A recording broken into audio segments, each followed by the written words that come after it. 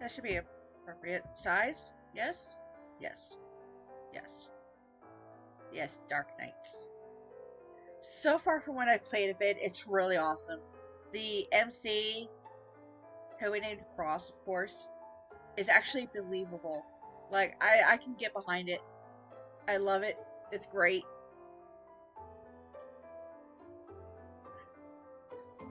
Load. Oh yeah, I remember the prologue took for fucking ever. That's right. Okay.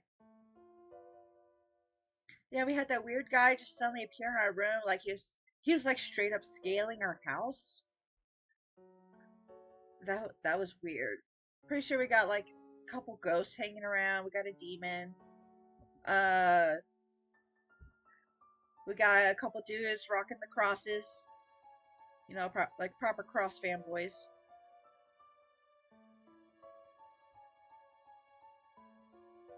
Let's see.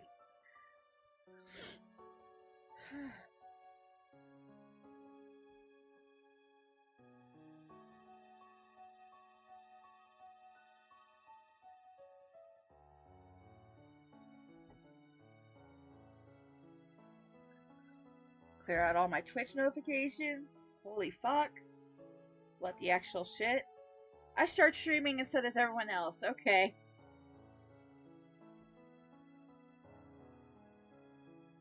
What the fuck? Who the fuck are you?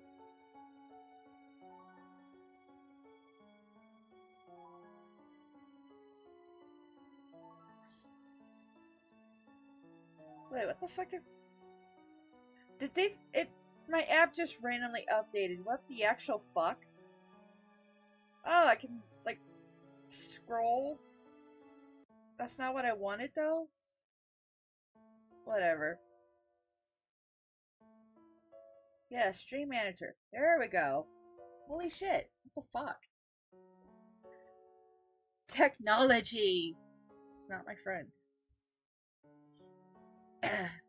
Anyway, I stare at the ceiling while lying on the couch. I think about what I didn't stumble over that for once. Ikuya and Ryoji said earlier.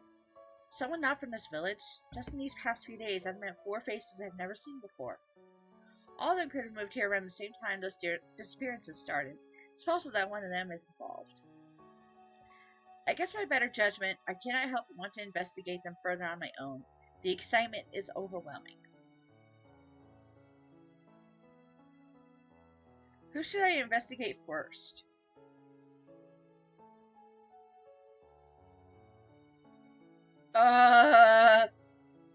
Is this gonna make me go on a specific route? Fuck! One thing about playing these niche visual novels that not a whole lot of other people have played, that I know of anyway, it's like hard to... It's... Doing blind playthroughs sucks when with shit like this. Cause it's like, who do I pick? I mean, the first one was the odd guy in the forest, right? He was the very first one. The redhead, the redhead. I should pick him purely for that, because my god, he was hot. But then, the cute boy from the park. What the fuck was his name? It's like Satoshi or some shit. I don't think it was actually Satoshi. That was just the first thing that came to mind. Yo, Higurashi, anybody? Shit, wasn't there also a Satoshi in Aoni?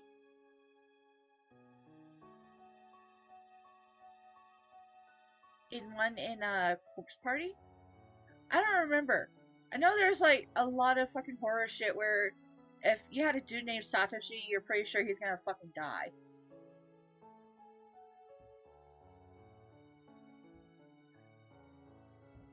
There's the guy who broke into my room.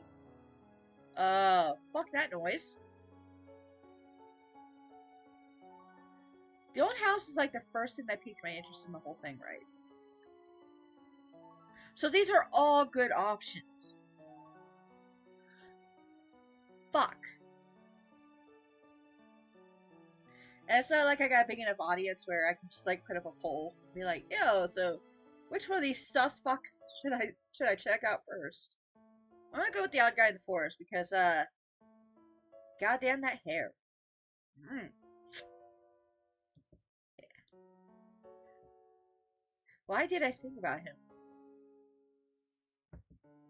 I imagine him standing before me. His crimson hair was remarkable. I know, right? See? Hashtag relatable. MC is me.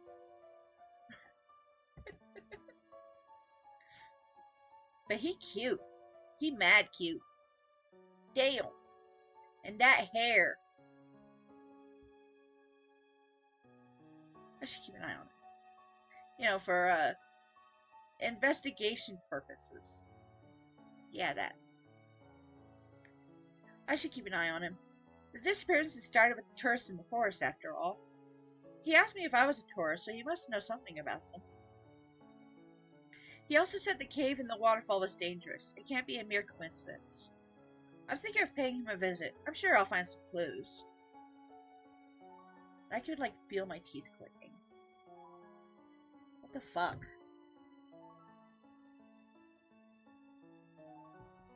Yo, your girl be a fucking mess today, yo. I grab my jacket and head to the forest. We're finally in fucking chapter 1. Holy shit. It's not difficult to find my way. The field trip is still fresh in my memory. Last time I saw the crimson-haired man, he was in that cave. Might have a chance to meet him again if I head over there. I follow the path to the point where it splits in two. Neoji told me that one road leads to the waterfall and the other goes farther into the forest. Which path did we take last time again? Fuck if I remember! I don't even remember what I had for dinner last night. Okay, I lied. That was ramen. Lamau.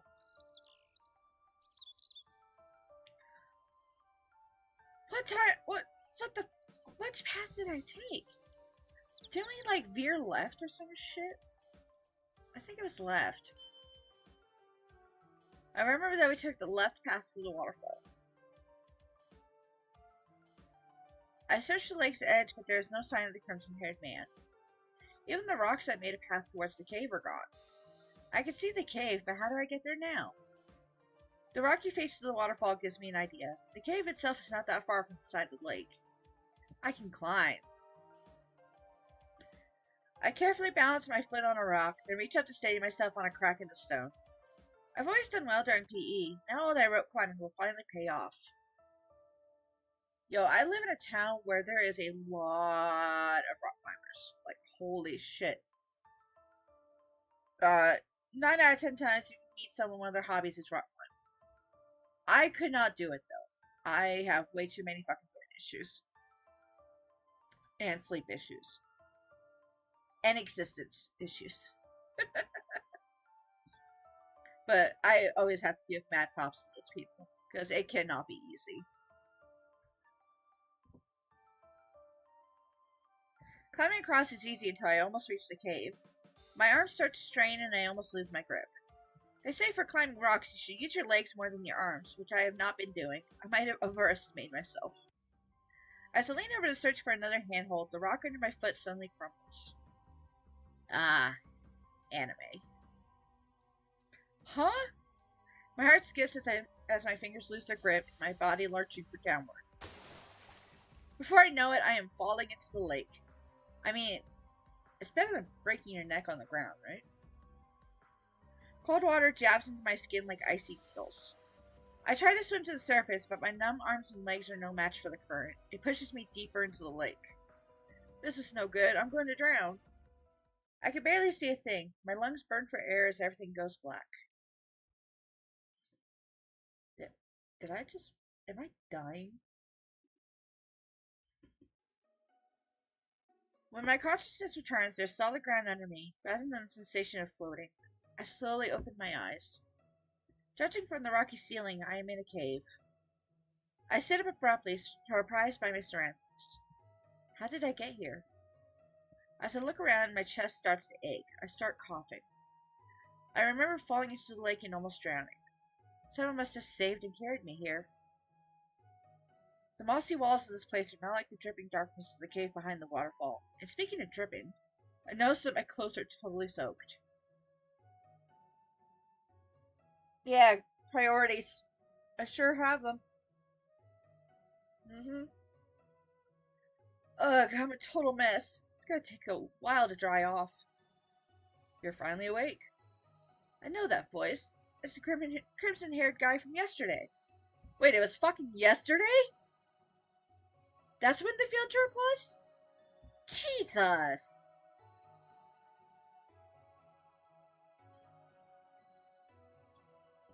As I turn my head to look, he places his hand on my shoulder. Are you okay? I stare at him in confusion, but nod. Why are you so stubborn? I told you not to come back. You haven't explained. My sentence cut off midway as I start coughing again. You're lucky I was nearby, otherwise you'd be a corpse at the bottom of that lake right now. Yes, thank you, mysterious hottie from the sky. Well, no, not really. Not from the sky. But he is a mysterious hottie.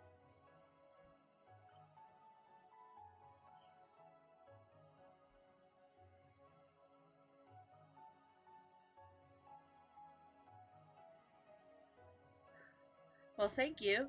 Take your clothes off. Damn! Boy works fast. Okay, let's go. Excuse me? There's no way he just told me to undress. I must have misheard it. Nah, I heard you loud and clear. The man unwraps the sash from around his waist and takes his haori off. He throws the lighter at me, and when he speaks again, his voice is a dull monotone. Wear this in the meantime. Leave your clothes to dry or you'll catch a cold. Aw. He's caring about my health.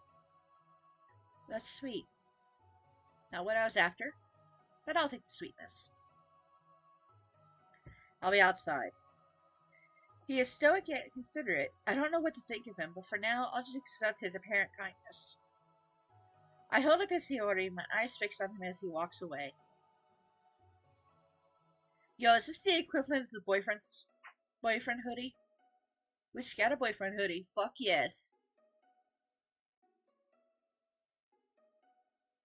Such a weird guy, but I think I can trust him. He did save me from drowning. I wait until he's out of sight before changing out of my clothes. When I slip into his warm haori, I notice the scent of flowers. Though it smells pleasant, the piece of clothing is too big for me and also feels breezy. When I step outside, I spot the crimson-haired man sitting near a tree. He seems to be napping peacefully, almost as though he's forgotten the trouble I caused from falling into the lake. How you doing? Come here, baby, I'll give you a lap pillow. I hang my wet clothes on some tree branches to dry. We find a comfortable spot near the man to sit. I haven't thanked you for saving me. By the way, I should probably introduce myself. My name is Cross. Call me Zekun. Zekun. Kun. Zeze. I can't pronounce today. What the fuck? Zekun. Zekun. Zeze.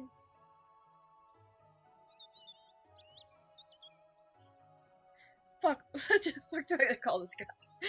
Pronunciation is hard. Zekun.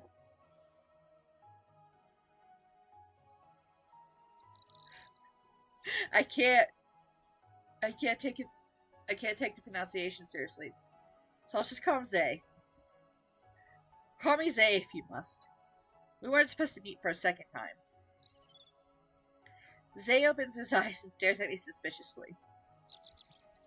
His deep purple eyes are beautiful and somehow intimidating. I've never seen anyone with such an eye color. They don't look purple in this though. They look like almost silver. They're really pretty. What did you come back here for? I was looking for something. You're stupider than you look. Oh, fucking rude. There's nothing to concern yourself with in this forest. Even if you lost something, there's no way you'd find it again. Hey, I'm not stupid and I wasn't done talking. Zay closes his eyes, letting out a deep sigh. Well, stupid Cross, you should talk less and concern yourself more with getting home. I remain speechless. He makes so many assumptions about me and never lets me finish talking. What's wrong with this guy? I've never met anyone this rude. He doesn't even know me. Well, I don't know him either, to be fair. I sigh. I'll get straight to the point. I have my doubts about those rumors, but the fact is, a whole group of tourists went missing in the forest. Do you know anything about what happened? Zay's tone promptly turns sour. The demon does exist. For real? Yes. The forest is a dangerous place. Listen to the rumors and leave already. You can't tell me what to do. Pouty face. Fucking puff cheeks out. Baka. Where the... I'm watching too much anime. Besides, the forest is a public space. It is not a public space. Place. It's fucking... The forest is not a public place. Holy fuck. I can't read. That's why I'm a VTuber. Then, what are you doing here?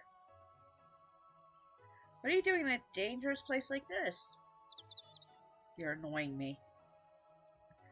Say takes a deep breath and stands up. I don't think this is going anywhere. Your clothes should be dry by now. It's been like 5 minutes! Even with this sunny weather, my clothes can't dry that fast. Zay takes my clothes off the tree branches and hands them over to me. Go home. Don't bother me anymore. But Zay glares at me before turning away and walking off. I am so frustrated that I fail to realize I'm still wearing his deodorant until he's already gone. Ugh, that forgetful guy. I have to return the stem later.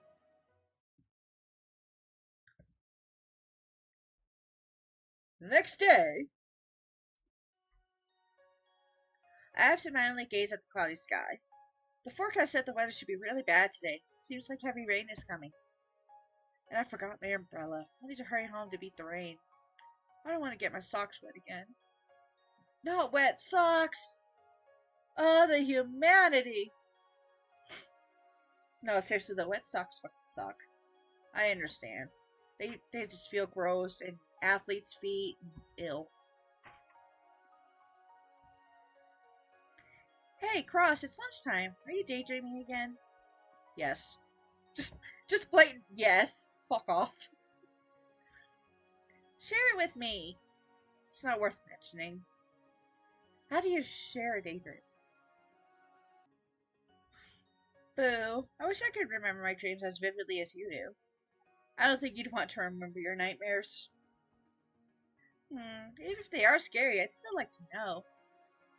Honey, you would scare yourself silly. I laugh at Ukuya.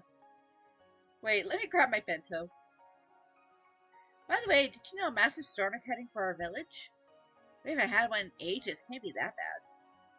How do I get home without getting blown away? Well, pretty easy. Find a solid object and just hang on for your life. There you go. Have the OG fucking take you home. Don't worry, you should be fine. Its peak is late at night. Just be sure not to go out then. Hi, Leoji. Speak of the fucking devil. Leoji, have you heard anything from your dad about the missing forest tourists? They sent out some search parties, but no results so far. They paused the investigation until the storm passes. This is random, but is there any chance of people living in the forest? Living in such a place? No one is even allowed to do that. Are you still curious about the demon cross? I was just wondering. If you ever consider exploring again, count me in. You two are so troublesome.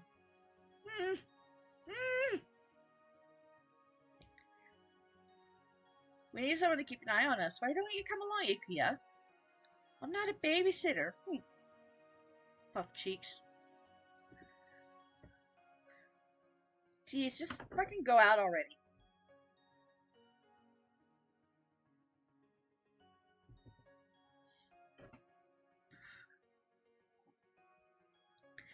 After sitting through the rest of my boring classes, I quickly go home.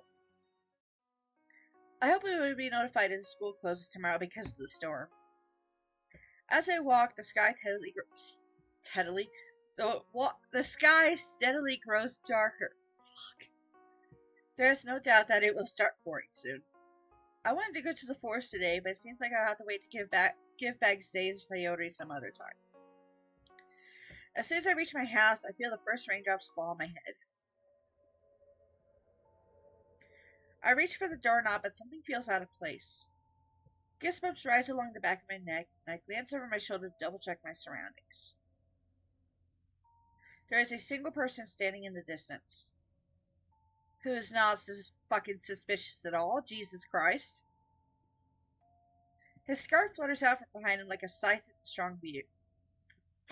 strong breeze. Everything about him gives me the chills. What kind of fucking gas mask is that? Seriously. What the fuck? It looks like he's got fucking cameras sticking out of his face. Fuck is that?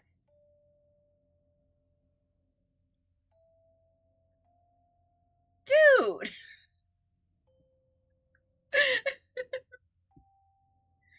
Is he looking in my direction? I immediately avert my gaze and enter the safety of my house.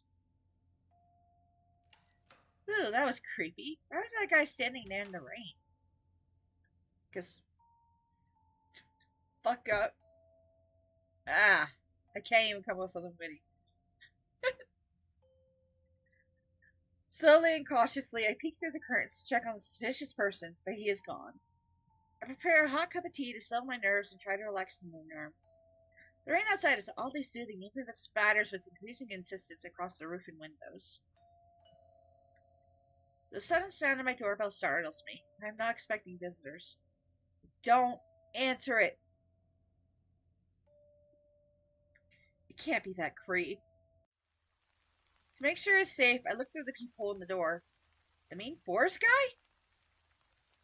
Zay glares right through me as I open the door, his expression as dark as the black clouds. He is drenched from head to toe, wearing only a tank top and traditional pants. Yeah, because I never gave him back his fucking peyote. Jesus. I guess he went through the heavy rain to get to my place. How does he even know where I live, though? Maybe he is a demon. He just sniffed me out. That'd be cool. Zay, wasn't it? What brings you here? Give me back my peyote. Right. What other reason would he have? I guess you're referring to come inside so that he does not have to stand in the rain. Wait here. I left it in my room. I leave Zay by the front door and return a moment later with the peyote I grabbed from my room. Here it is. Thanks for letting me borrow it. Before you go, though, how did you know where I live? I know this area. Talkative as always. Didn't Leoji ask me to report odd people like Zay? No, I can't report him yet. I can't let him leave now, either. I missed my chance to get something more substantial out of him. I need a reason to make him stay. Wait, I don't think it's a good idea to go back in that heavy rain. You can wait here until it calms down. An awkward silence falls between us, as Zay merely stares at me. I owe you for saving me. Zay snorts but steps past me into the living room. Hiding a smile, I close the door to the storm outside.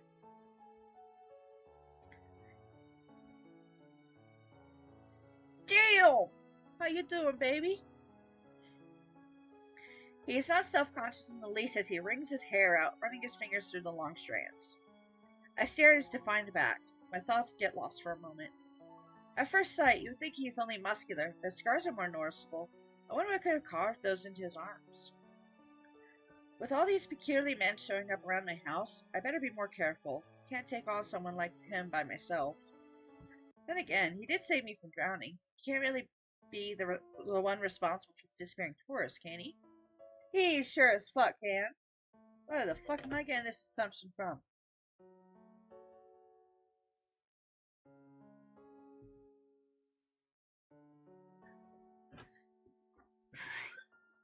Excuse me. As if hearing my thoughts, Zay glances back at me. His gaze bores into mine. It becomes awkward after a while. I should get a towel for him. After Zay fixes his hair and puts on his hair, he sits down on the carpet with crossed arms facing away from me.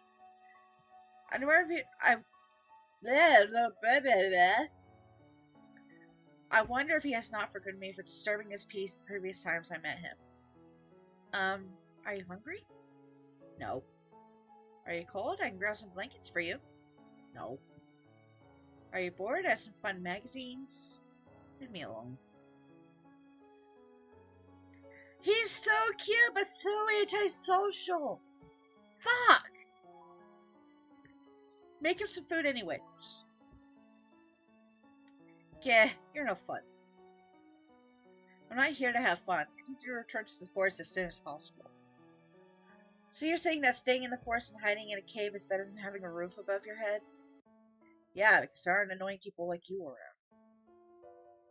He's like a fucking hermit. Respect. My twitches at his answer. Ugh, keep your cool, Cross. You have to play along if you want to dig deeper into his background. I need to unlock the tragic backstory. It is essential.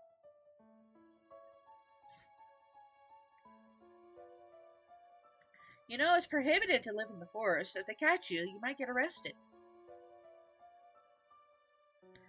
Zay shrugs off my warning and stays quiet. Since you're familiar with the forest, is there any chance you saw the tourists? Yeah, I already shot them out. They've been missing for a while. If you have any information that could help, their families would be grateful. Rumors say a demon took them, but that sounds silly to me.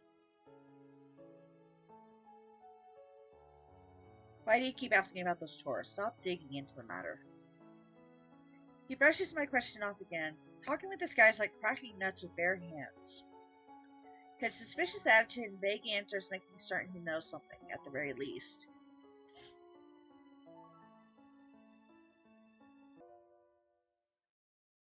If a direct approach does not work, I should try something different. Where the fuck did my mouse go? There it is. I take a seat on the couch and keep my eyes on Zay. Say all you want, you won't get any answers from me. Was I expecting to? You don't have to keep me company. You can go. I don't want to. Zay glances over his shoulder for a second. Just when I think he is about to say something, he looks away again. I want to know more about him, but asking might make him upset. I stare at Zay's clothes, hoping to find a clue about his identity. Perhaps he practices rituals. Did I offend him by assuming he lives in the forest? Maybe I judged him too soon. Hey. I nearly jump when he starts speaking. Zay turns to me and looks into my eyes. Why are you so bothered by that demon rumor? I don't believe the rumors, but I'm curious about what caused them. The real murderer might be using it as a cover. I want to do more research about the demon in case they are. Perhaps I would understand their intentions as well. I have a bad feeling about these disappearances. If I don't do something, I might end up like them. I don't want to be a sitting duck. That's smart, though. What if the rumors turn out to be true? Do you regret finding the truth? If there really is a demon and it turns out to be harmful, I would do my best to stop it. Stop it? What can someone like you do? I don't think you'd be surprised by anything you find. There are negative rumors about the demon for a reason. Save yourself the hassle. You won't gain anything from knowing this. I'm going to discover the truth one way or another. Even if you know the truth, it won't change a thing. You'll just annoy the demon when you find it. Is Zay the demon? I believe it. I don't understand. The truth should give the investigators a better direction, shouldn't it? I'm not waiting until I'm next. I'll find out what's causing the disappearances and then find a way to stop it. I don't get why that upsets you, but what I do isn't up to you. Give up on. Zay mumbles something, but I do not hear the last few words. He lets out a soft sigh and stands up, walking to the front door. I won't keep you up anymore. Go to sleep. Without looking back at me, he steps outside and closes the door with a loud slam. Why does the sound effect have the door closing twice? It's a little disconcerting. What the? He left. I head towards the window to watch him go. I can't see anything. Suddenly, a flash of lightning illuminates the street. In that split second, I spot an eerily familiar person standing under a streetlight. It's that creepy guy from before. Is he looking in my direction? The world outside goes bright again, soon followed by a crash of thunder. I quickly close the curtains and clench my trembling hands. I have a stalker. Well, that makes stalker number 2, wouldn't it? Because there's that one guy that, fucking scaled my house and he knew me, apparently? Question mark? Oh shit, it changed. They used to say bright days. Ha ha ha, title drop. Before heading to bed, I make sure that everything is locked tightly. No corner of the house goes unchecked. Maybe I'm overly cautious, but it's better to be safe than sorry. Well, we already found out that one dude will just casually make himself at home.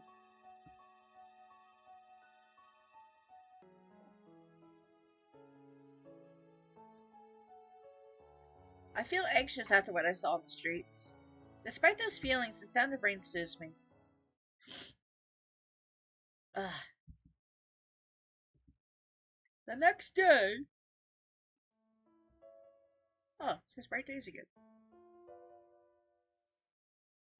Strange. The storm has filled the streets with puddles. It is still raining a bit, but the weather is nothing to be concerned about. Before I even start breakfast, I get a message from Ikea saying that school is closed today. I wonder what I should do since I have no class.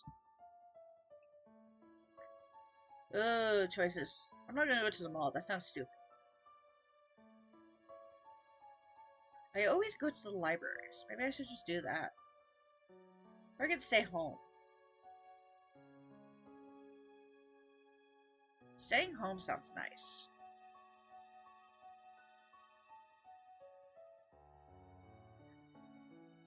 Because when given the choice, I always just stay home. I got plenty of shit to do. And not just like work shit. I can like actually chill out and relax. And watch this thing called YouTube. Great, you should check it out.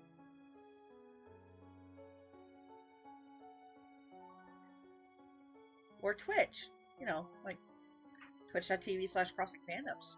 Check that out too. So, there's this one bitch on there. Really cool. Kind of stupid though. I'll go to the library.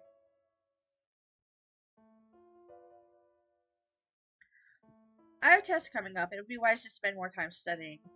Mr. Blanchett recommended some books I can find at the library to catch up, so I grab a large umbrella and head there. On my way there, I noticed new advertisements. Looking for high priests to exorcise demons. Since ancient times, there's been a demon roaming in the forest. I only read the first few sentences and skimmed through the rest. It talks about the history of this village and other boring facts. Although the history is nothing new, I do get more interested about the priests. Perhaps there are more types of temples in this village. I should do more research about them. I can't believe they are seriously thinking of exorcising the demon. Maybe I should warn Zay that people are coming to drive him away. Haha. Haha. Zay, there's people coming. They're gonna think you're a demon. Haha. Haha. Giggle, giggle. Yeah, that'll go over well.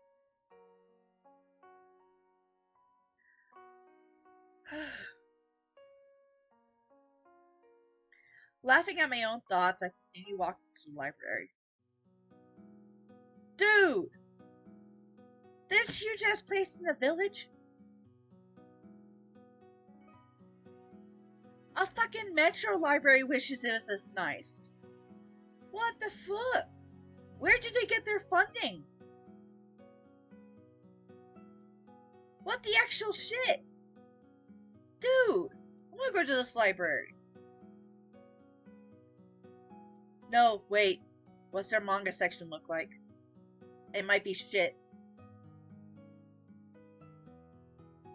Might only have like 5 volumes of Naruto and maybe in fucking Hero Cafe Omnibus. Who the fuck knows?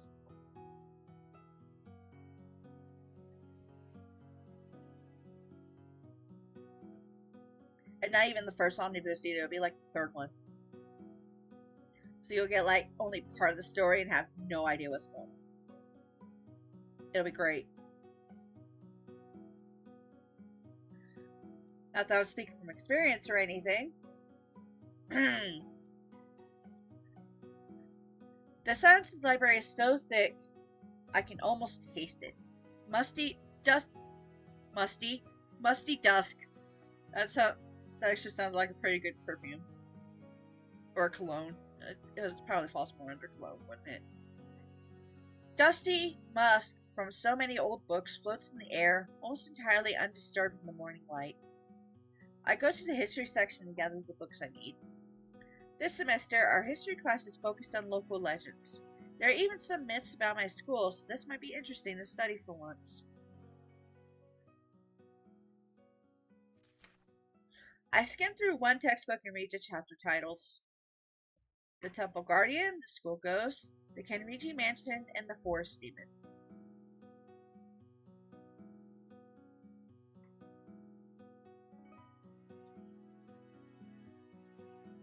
So far, I've only heard stories about the demon from my classmates.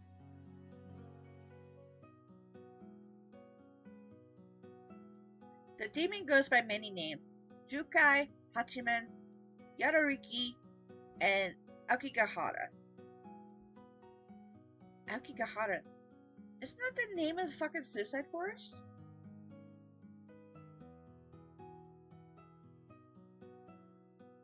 I think that's its proper Japanese name, isn't it? Aokigahara?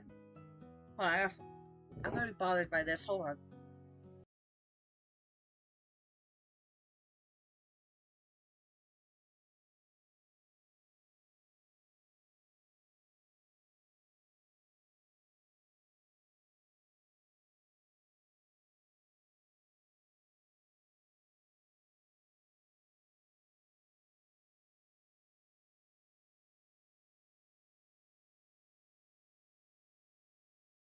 Well, I guess it would make sense because Forest Demon. So then you go and name the guy after, with two of the names of the most popular fucking death forests, I guess. But where the fuck did Hachiman and Yadariki come from?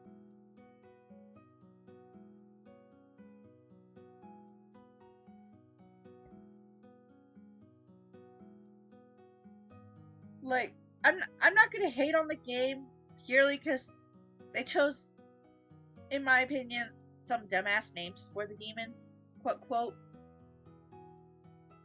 But still, it's like one quick Google search and it tells you that it's kind of bullshit. It makes no goddamn sense to name a demon after these. Maybe Jukai, because there's like, depending on the kanji or whatever the fuck you use to spell it, it could mean other things. But the fact that Aokigahara Forest is so fucking famous, and then it's also called Jukai. So I just need to find out where Hachiman and Yadariki came from. I will look that up later. I need to write myself a note. Where the fuck is the pen? There it is. Okay.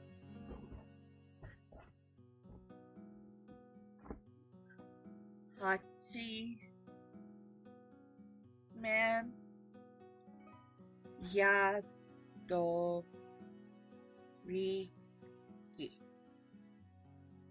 Okay. Google is your friend. Yeah, I'll look that up later. The demon goes by many names: Jukai, Hachiman, Yadariki, and Aokigahara. As there has been no general consensus on the matter, it is mostly often simply referred to as the demon. The demon inhabited the forest long before Nichisu? Nichisu? Is that the name of the village? Nichisu? Was built. Because the villagers disturbed the demon's home, it spread a curse over the village. Fortunately, the villagers managed to calm it down by sending offerings of not only food, but clothing and other trinkets. What kind of curse would a demon cast anyway? It suddenly occurred to me that Zay might keep the custom of offerings the book mentioned. But there's no temple in the forest. I doubt he has such an excuse. Oh, fucking cross fanboy just pops up out of fucking nowhere. Goddamn. How you doing? What's up, boy? Hey, I see you're studying hard. Oh, Leoji, it's surprising to see you this early. School's closed today, so my club activities are canceled too. I finally have some time to study. You don't need to study. Your grades are already pretty good. You're just saying that because you want to surpass me. If you slept through class list, you might actually have a chance. Boy. First off, fuck you.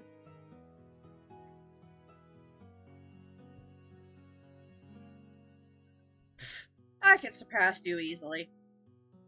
Ha ha ha ha ha ha, that's a great joke. Great joke, Cross. Want to bet on who scores the highest on the next exam? I might have to decline. You know history is my weakest subject. Admitting defeat so soon?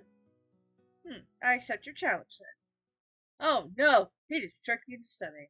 That bastard. What are the stakes? I rub my chin and try to think of something funny. The loser has to dress up in a maid costume for one day. How does that sound? Where the fuck am I gonna get a maid costume though? This is a once-in-a-lifetime chance. I'm looking forward to seeing you embarrass yourself. Prepare for your defeat, my maid. Where are they gonna wear it to though? Are we gonna wear it like walking around town? Are you gonna come to my house? What's up? I won't lose this one. Excuse me. The next day... Fuck. I have to study harder to win the bet against Leoji. He didn't even have to try hard to trick me, the bastard. While walking through the hallways, I catch a glimpse of a familiar face. A green-haired guy walks by. His face is covered in a black gas mask. And he's just casually walking around my school, no big deal. What the fuck? What's a person like that doing at my school? Even the students around me look at him with confused expressions. Is he actually a student or an uninvited guest? Wow, is that an elite class member? It's so rare to see them at school. He just glared at me. His eyes are so icy, it creeps me out. Sob. Hold me. I noticed the cross emblem on his tie. His uniform is different from any other class, so he must be an elite.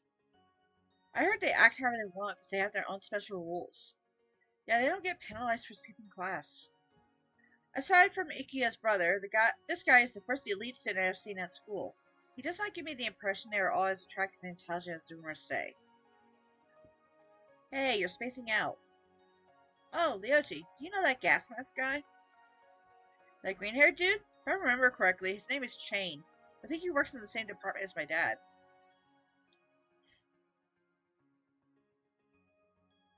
His name is Chain. And he's an adult. What the fuck is he doing at the school?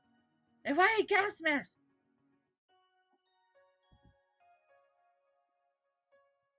He barely attends class and focuses more on work. Guess that's why you've never seen him before. Oh, so he's a student, but he's a detective. Anime? It's still unfair that these elite students get away with that. Sadly, we can't change the rules. I still find that Chain guy strange. Say, Cross, have you seen any suspicious people lately? Well, this Chain guy has been walking around my neighborhood quite often lately. I think he's observing me. To be honest, it's kind of creepy. He's like a stalker. I see. Don't worry about it, though. He isn't a bad guy. Says you, bitch!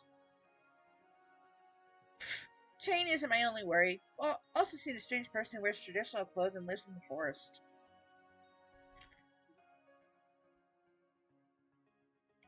Maybe he's one of the priests? I know there's a group of them who sometimes practice their rituals in the forest. Ah, right. Are you still thinking about the demon rumor? Nah, I'm skeptical about it. Rumors stay rumors. I need cold, hard proof to know if something is real or not. Heh, that's just like you. Let me know if you find something. Any clues will help a lot with the investigation. I'll do my best.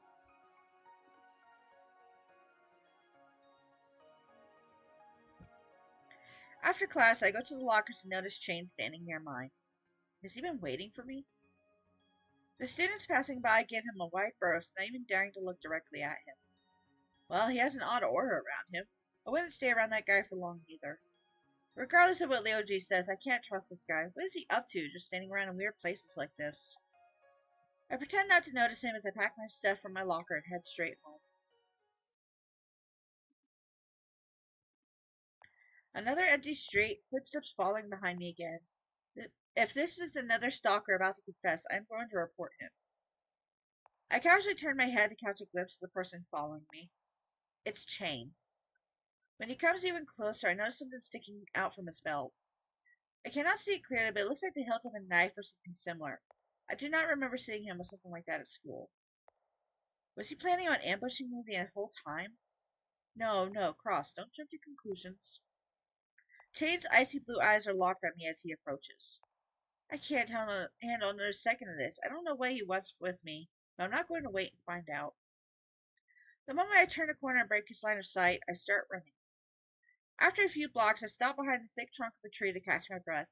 When I peek around it, he's not in sight anymore. Phew, I hope I never see him again. The bitch knows where I fucking live. What kind of shit am I trying to pull here? I have a phone, don't I? Call the fucking cops. I turn back and suddenly someone is standing in front of me. Oh my! You ran from me. Why are you following me? I'm an investigator. I'm assigned as your private guard. Why the fuck do I have a private guard, though? Oh, wait. What? I thought you were planning to kill me, that weapon on your belt. Chain raises his eyebrow and looks down at where I pointed. This? It's my gun. I'm really pointing at civilians. That's worse! Do you have a permit for that, sir? If you think... What the fuck?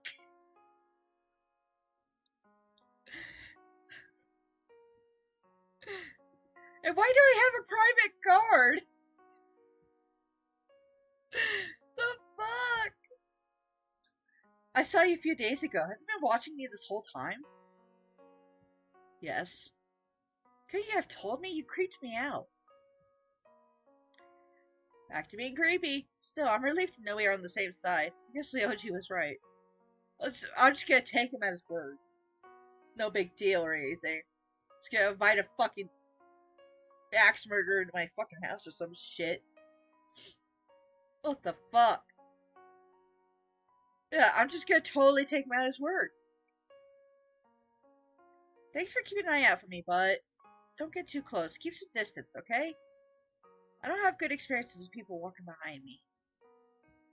As we walk further, he does as I ask. Even though I understand his motives now, it still feels weird. Why do I have a private guard? Do I not fucking question that? What the actual fuck? What would people even think if they saw us like this? Never mind, we should walk together. We're both students, after all. I guess Judge Hayden to come closer, but he does not budge. We don't have to act like strangers anymore. He is a fucking stranger. What the actual fuck? Did I just, drink a whole gallon of stupid juice suddenly? My name is Cross, and I'm a second year. I already know everything about you. Fucking shit. Like what? I'm Chain, elite class student. He dodged my question. No shit, he dodged my fucking question. God damn. Ah! There are many things I want to ask him, but he does not look like a talkative one. Hey, I tried to talk to Zay, and he's even less talkative.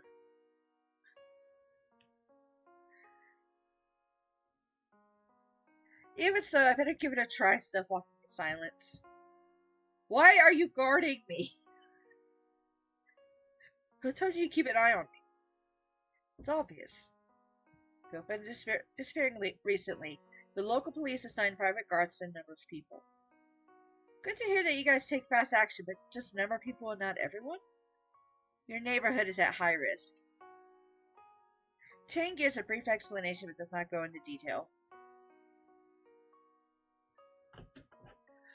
Why the actual fuck, though? I'm just a high school student. Why am I one of the people that suddenly have a fucking weird ass guard? And why didn't he say shit to me in the very beginning? It makes no goddamn sense. He's not even around. He's just there. Oh, I'm losing my shit here.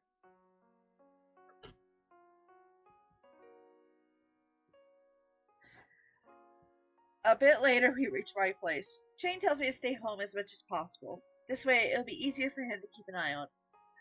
Fucking just plant cameras all over my house, why don't you? Fucking Death Note style. Jesus fuck.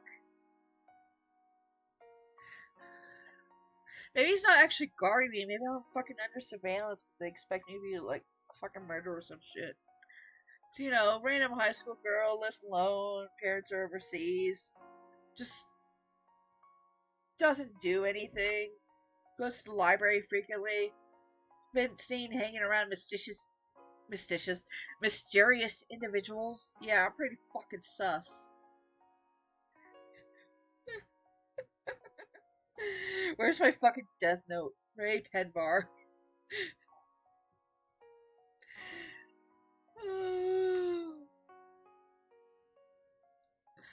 I'm just gonna fucking Ray pen bar his ass. Where the fuck's my Death Note? Jesus. Ugh.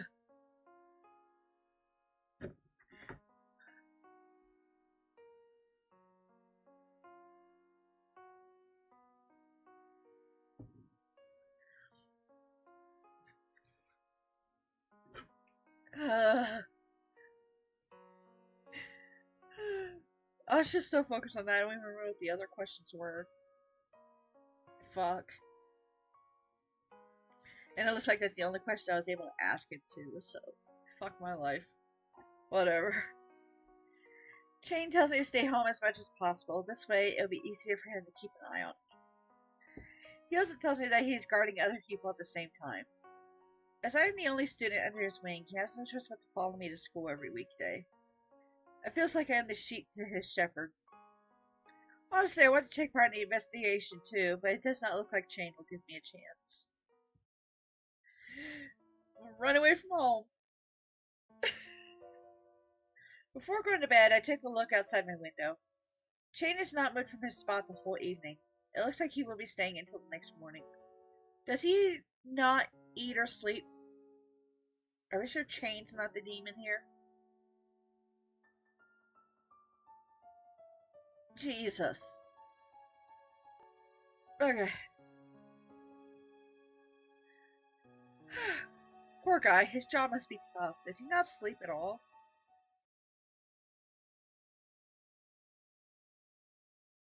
For the next few days, Shane follows me whenever I go out. It is annoying, but I soon get used to it. Hey, Cross, there's something important to ask. Ikea pulls me closer, glancing around in case someone might hear us. Eh? What's so urgent? Do you know you've got a new stalker? Huh? Who? That scary person over there. She looks over at Shane, who is standing farther away from us. For some reason, he's been appearing at school lately. He's always standing outside our class. My gut feeling tells me he is stalking you. Let me make it clear to him that you're not interested. No, he is not. Before I can explain, Ukiya is already stepping towards Shane. This is a misunderstanding. I have a bad feeling about this. She clenches her fist as she walks, a picture of confidence, until she freezes and looks back at me like a frightened puppy. Immediately, she runs back without finishing her objective. Cross, he is scary. How do you even attract so many weird guys? Ask them, not me. Ikia pouts to the ground and begins toying with her hair self-consciously. I cannot help but pet her head. She does have a very petable head. Oh, Ikia, it's okay. That guy is my private guard. Because I'm like somehow important or some shit.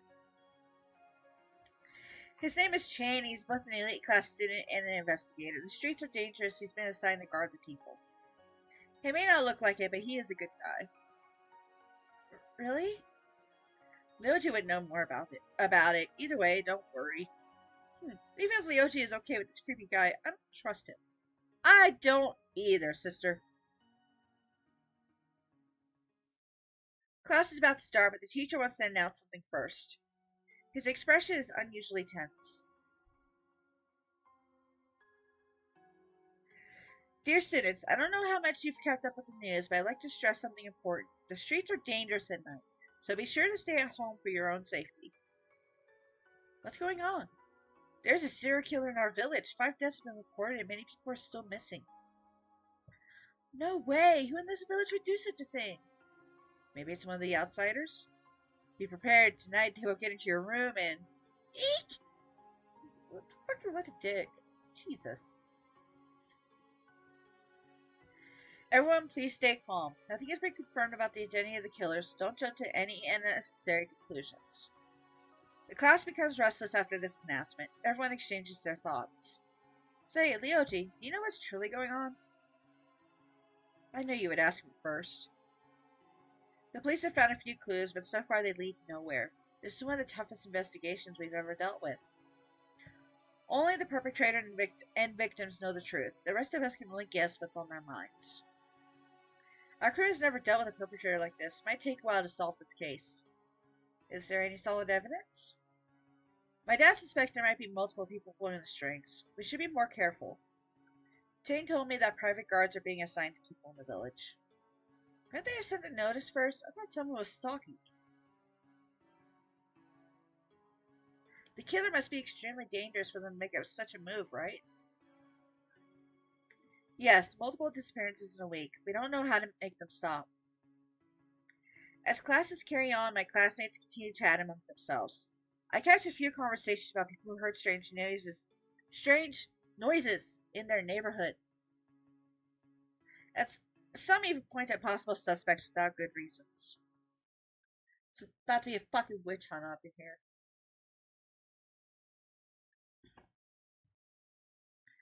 After class, I meet up with Shane outside the school so we can walk home together. Shane, did anything happen last night? No. I wonder if he's tired from staying up all night. I cannot tell while he's wearing that mask. Oh no, I forgot my homework in my locker. Do you mind if I go back for a moment? Go ahead. I'll be back soon. It is oddly quiet on my way back through the hall. After taking my stuff, I head back. An odd creature dashes by, almost cat-like, but not quite. Huh, what was that? I peer around the corner to see where it went and find the creature watching me from some distance down another hall. Its big ears are shaped like a bunny's, but its long legs are like a cat's. It's a cabot! Cabots are real! How did it get in the building? The creature slowly approaches me, then suddenly jumps away. Hey, wait, don't go yet! YOLO! Let's Alice this shit. Fuck yeah. Out of curiosity, I decided to chase after it. I wanted to look at it more closely to make sure it was real. Keeping my eyes sharp, I successfully follow it all the way to the forest. Finally, it stops in front of a bush and turns to me. There, I don't want to hurt you. As if it understands my words, it hops towards me. I reach out my hand to pet its head. The fur feels soft like silk. Oh my, you're so cute. You remind me of a rabbit I used to have. Both of its tails bob happily. Seems the creature is real after all. Did I discover a mutated cat? The creature stares at me with sparkling eyes and suddenly jumps into my arms. Wait, I don't have food or anything. Don't cling on to me. Your fur tickles. Anyway, did you lose your owner? I have to bring you back. I must be worried. After hearing that, the creature jumps off into the bushes. Did it get scared or something? I can't chase it further. Interesting creature, though. It does not take long before I realize that Shane is still waiting for me. I run back to school before he can start to worry. Between dinner and the new information on local crime, I find it hard to concentrate on my homework. When I start to think about history, my mind goes straight to the forest demon before derailing completely. The news shifted from the missing tourists to disappearances of the villagers. While most news articles focus on the investigations, there's an increasing number of exorcists. I do not understand why the demon has anything to do with this. The homework still needs to get done, so I do my best to finish it before heading to bed. Gotta catch 'em all. Am I dreaming of a Pokemon trainer? That's great. Before I know it, I fall asleep. I'm gonna be the greatest trainer. I'm gonna be a Pokemon master. Let's go. I feel the wind blowing through my hair. It is bitterly cold, all over my body. I want to turn my body, but a firm hand stops me with a squeeze. Something is wrong. I remember that I closed the window. It should not be possible to feel the wind in my room. Damn, I thought you were asleep. A deep voice startles my eyes open. As the numbness of sleep slowly dissipates, I realize I am being held aloft in someone's arms. I shove my bangs from my face, but the wind whips my hair back. I'm being adopted. Being kidnapped. Damn. What is going on? Let me go. Don't squirm unless you want me to drop you. Ignoring the warning, I squirm around, but the man's grip on me is like steel. I cannot wiggle myself free. My eyes are still blurry, but I can see the night sky above me filled with bright stars. Down below us, tiny lights are scattered across the darkness. Suddenly, I realize there are houses and street lamps. I'm flying. Wait, what? Wait, what? I look up at the person who's holding me, but it's too dark to see. You're the kidnapper! I am being kidnapped! Oh my goodness! Yes. Take me back home or things won't end well for you. Could you shout any louder? I should tape that annoying human mouth shut. I continue screaming at him. You're going to pay. Without thinking, I raise my fist to give him my best hit with something like the scream of a firework sounds from below. The man carrying me loses his balance as a blinding ball of light rushes over our heads. We're nearly sent in a stomach-curdling spin, but he regains his momentum. What? Another flash of light barely misses us, then another and another. Damn you, forest ogre! We managed to dodge a few more attacks, but it is not long before one of them grazes the man's arm.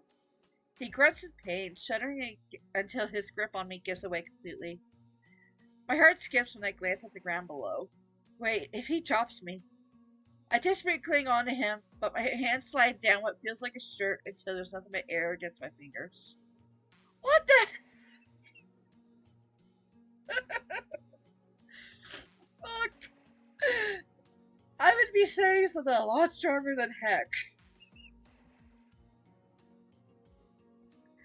The last I see of my kidnapper is the massive silhouette of his wings against the sky.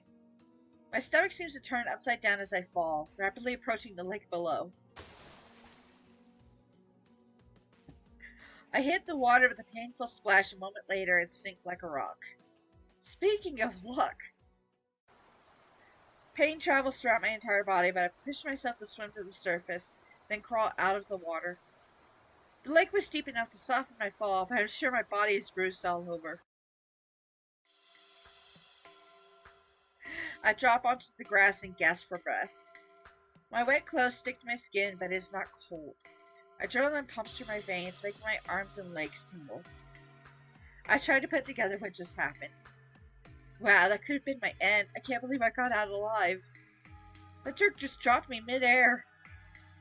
Who was the guy who carried me? Did he have wings? Yeah, I drank some stupid juice this morning. God damn. I close my eyes as exhaustion starts to settle in. The grass feels very nice. No, I can't stay here. I need to move on. The kidnapper might come back for me. Before I even catch my breath, I am suddenly lifted up by two strong arms thrown over a broad shoulder. The second I see a long crimson braid, I recognize who it is. They? You can't sleep here. We need to go. Now. What? Whoa! Holding me tightly, Zay dashes through the dark forest. Even with weight on his shoulder, he moves incredibly fast, like a blade cutting through water. Dude, this music's a fucking bop.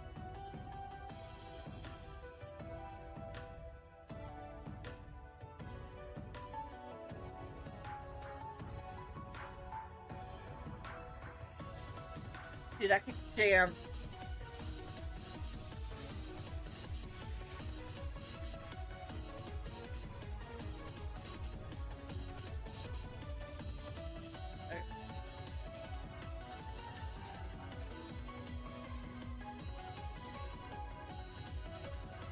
I can barely see where we are going, but it is no use to complain.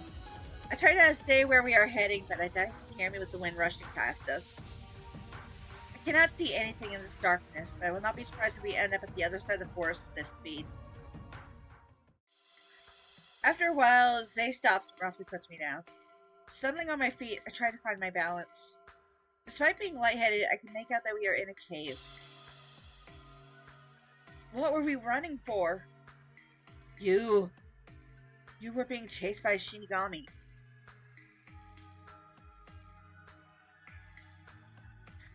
What now? A fucking Shinigami?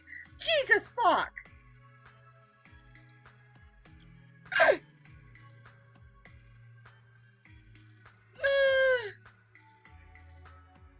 Son of a...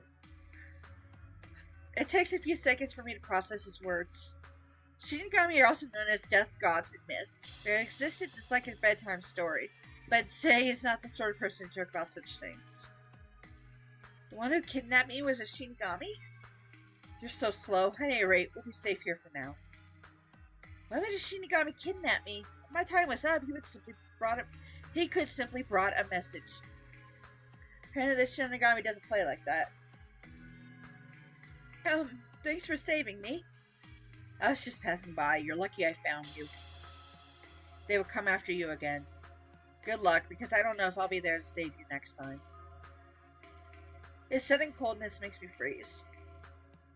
This is the second time Zay saved me from the brink of death. Twice is too often to be coincidental. I look outside the cave. There is no choice I can find my way home in this darkness. I do not even know where Zay has taken us.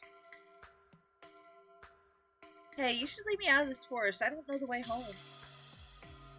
You should stay here for tonight. But, if you'd rather jump into that Shinigami's arms, be my guest. Nah, I'm good. Fuck that noise. Zay leaves me no choice. I guess I'll spend this night in the cave. I sit down and lean against the rocky wall. Several uneven rocks poke at my back, and the floor is cold. Suddenly, warmth covers my body as Zay lends me his Haori. Aren't you cold? My body isn't tiny and fragile like yours. I won't freeze. To my surprise, he sits beside me, pulling me close to them, leaning on his shoulder. Thought you would leave me alone here. Zay only answers me with silence. His words contradict with his actions. I can't tell what he thinks of me. I'm glad he didn't mock me this time. It wasn't my fault for ending up in the forest again. Might I be able to sleep in such a place, though? His body is warm. This might be not so bad. Thank you for saving me. I'm lucky that you always happen to be there when I'm in a pinch. This might be a strange guess, but were you the one who shot the flashes of light? We were right above the forest and there wasn't anyone else around. You must be a forest keeper. Should have been obvious, but I was looking too much into the other rumors. I'm not going to bother you anymore. You're forgiven. I did not expect those words from him. I cannot help but smile. Before I know it, I fall asleep peacefully.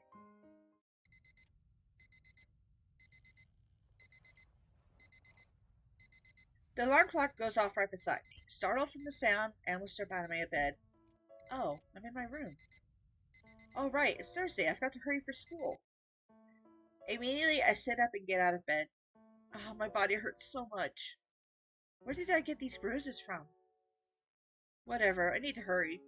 It was just a dream, guys. False alarm. No Shinigami. It's all good. Fuck Christ. I need to stop drinking the stupid juice.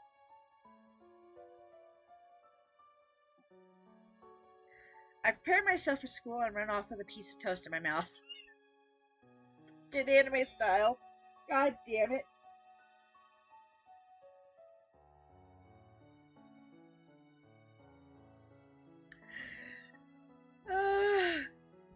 I only breathe easy after I reach my classroom on time. My record will stay clean. I've never been late to class. I'll sleep through it, though. Fuck that shit. I'll come to school, but you can't make me participate. It feels like I forgot something. My memories of yesterday are fuzzy at first, but they slowly come into focus the more I concentrate. I realized that it was not a dream. Bruises and scratches on my body confirmed that I fell from the sky into the lake and slept in a cave. Did Zay carry me home? I don't remember anything after I fell asleep. Why was I in the lake again? Right, I was kidnapped. Chain didn't prevent anything from happening. What was he doing last night?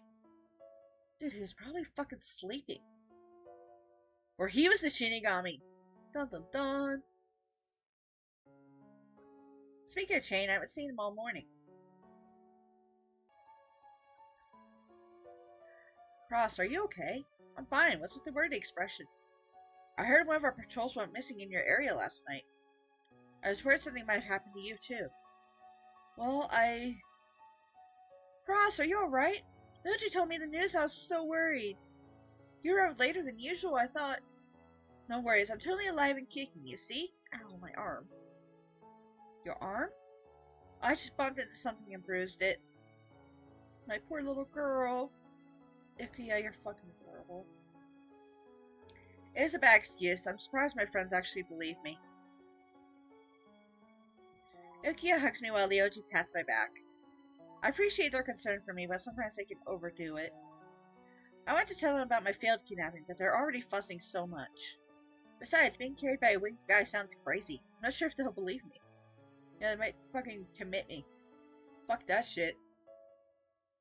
Really? You saw that yesterday? Yes, it was a giant crow flying really low. Giant crow? You must have been drunk, girl. More importantly, why were you out that late? I just came back from a party. Can't I have some fun once in a while? I catch the conversation of two classmates behind me. Though the details are vague, I have a feeling it was about the Shinigami who kidnapped me last night. Although, was it really a Shinigami? I don't remember his face, but I do remember the giant wings on his back. Creatures like Tengu have wings too. He could be the one behind those kidnappings. Ugh, I missed a chance to identify him. Where's your scary guardian? Do you mean Chain? Now that you mention it, I haven't seen him today. Say, Ryoji, was Chain an investigator who went missing? I've not been told who, but I'm sure it was someone investigating your area. Chain told me he kept an eye on multiple residents. He might have been the only one guarding my neighborhood. I cannot imagine something happening to him. After class, I wait for Chain, but he does not show up. I decide to walk home alone. It's not like I miss Chain. Makes no difference whether he's here or not. He's always been quiet. Wherever he is, though, I hope he's alright. He's gonna come back, he's gonna have a fucking bandage on his arm. Sus. I make it home late in the afternoon. My thoughts go to the Shinigami from last night. Since he failed to take me once, he might try again. I know that the villagers are taking my random. I cannot believe my turn is so soon. I have to be more careful. I do not have Chain to rely on now. Death God or not, I won't let myself get kidnapped. If he shows up again, I'm going to be prepared with a surprise of my own. I tried to gather any information about tools I can fend off demons and Shinigami. Though I previously disregarded their existence, I have no choice but to believe in them after witnessing one firsthand. The book I borrowed about the demon has a legend about warding off evil spirits. Apparently, natural water can be consecrated by saying an old prayer.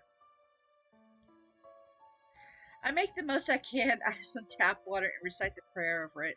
I do not know if it is effective, but it's worth a try. Suddenly I'm a shrine maiden. Evil be gone. Oh, where's the salt? Shinigami, I won't let you take me again. I lie down in my bed, pretending to be asleep.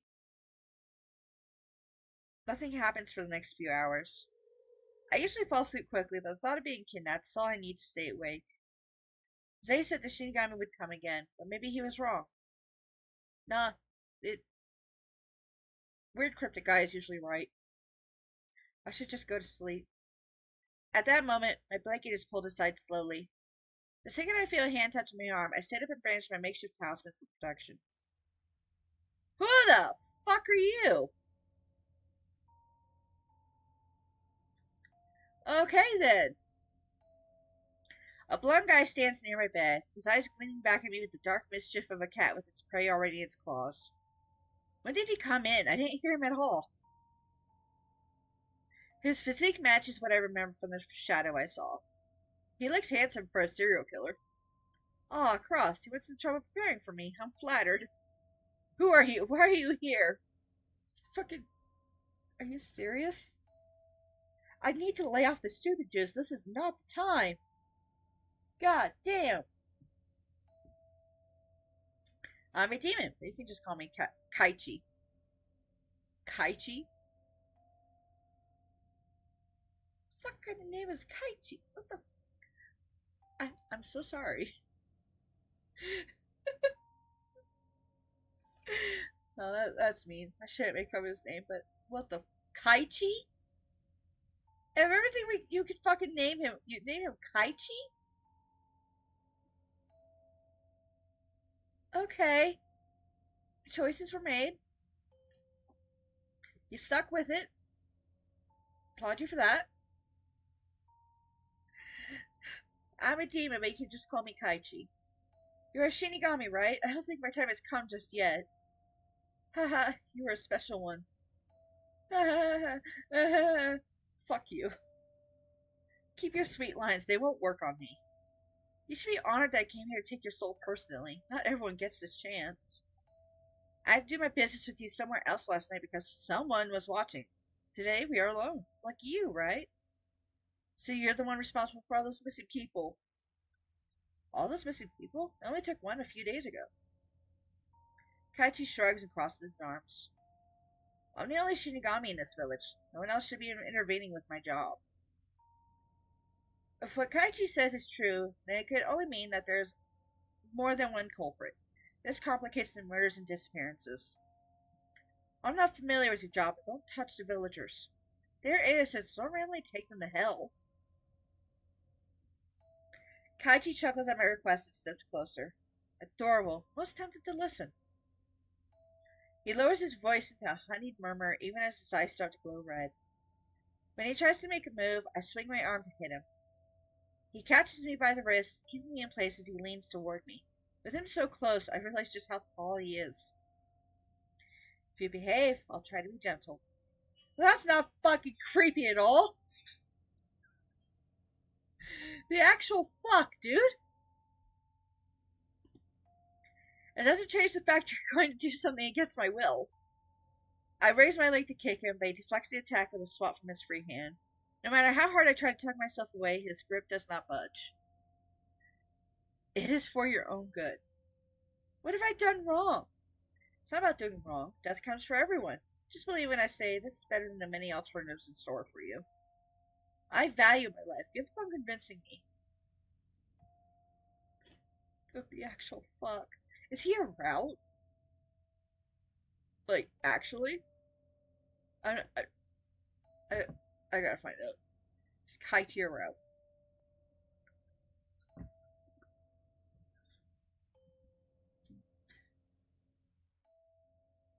He is not a route. He's just a random dude. Okay, that's great. Fucking awesome.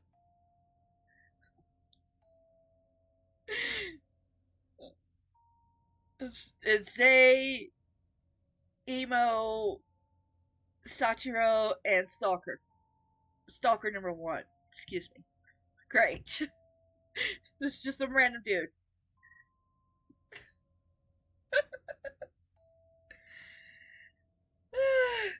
His hand tightens painfully on my wrist as he leans close enough for me to feel his breath. Swiftly, I take a small bottle out of my pocket and uncork it with my teeth. I splatter him with the holy water within, soaking the better part of his face. What is this? Now I'm wet. Geez, you sure have guts. You're going to pay for this. At that moment, the door of my room bangs open and someone rushes inside. Oh, hey, it's Shane. Great. Now 2 sus dudes in my room. What's up? Now is a great time for my parents to come home. I cannot even turn my head before a gunshot shatters the air. Kaichi immediately lets me go and steps back, a dark hole in his arm. Oddly, he is not bleeding. He's a fucking Shinigami. Yes, he's gonna bleed. Sure. I need to lay off the stupid juice.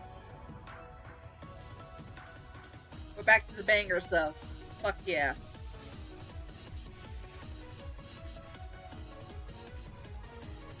Shane stands between us before either of us can react.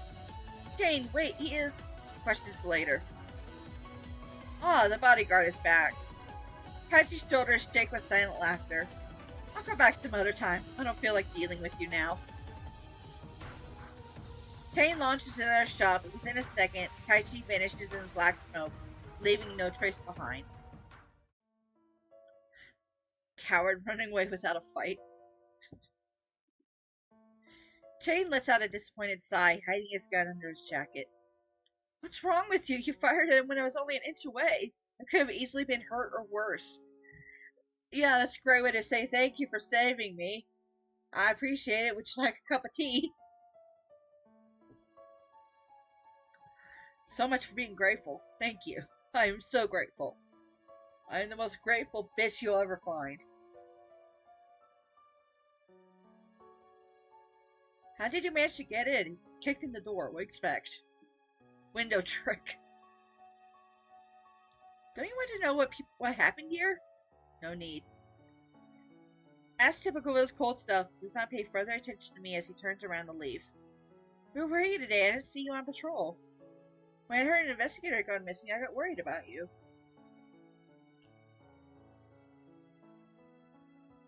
Shane stops at the door and looks over his shoulder. That's my partner. He went missing a few days ago. No one else noticed. When I found him unconscious, I knew someone had knocked him out for a reason. Looks like the reason was you. Someone else will be appointed to this area. I have business elsewhere.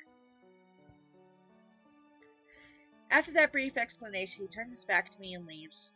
I had gotten too close for comfort. With Shane's devil-may-care attitude and his partner getting knocked out by Kaichi, I realized I need to try harder to protect myself. I shouldn't be using tap water, first off. A week has passed by. Like Shane had said, a new investigator was assigned to guard my neighborhood. He does not do much other than pretend to be a random passerby. Shane was not particularly good at hiding his presence, but his replacement is even worse than him at it.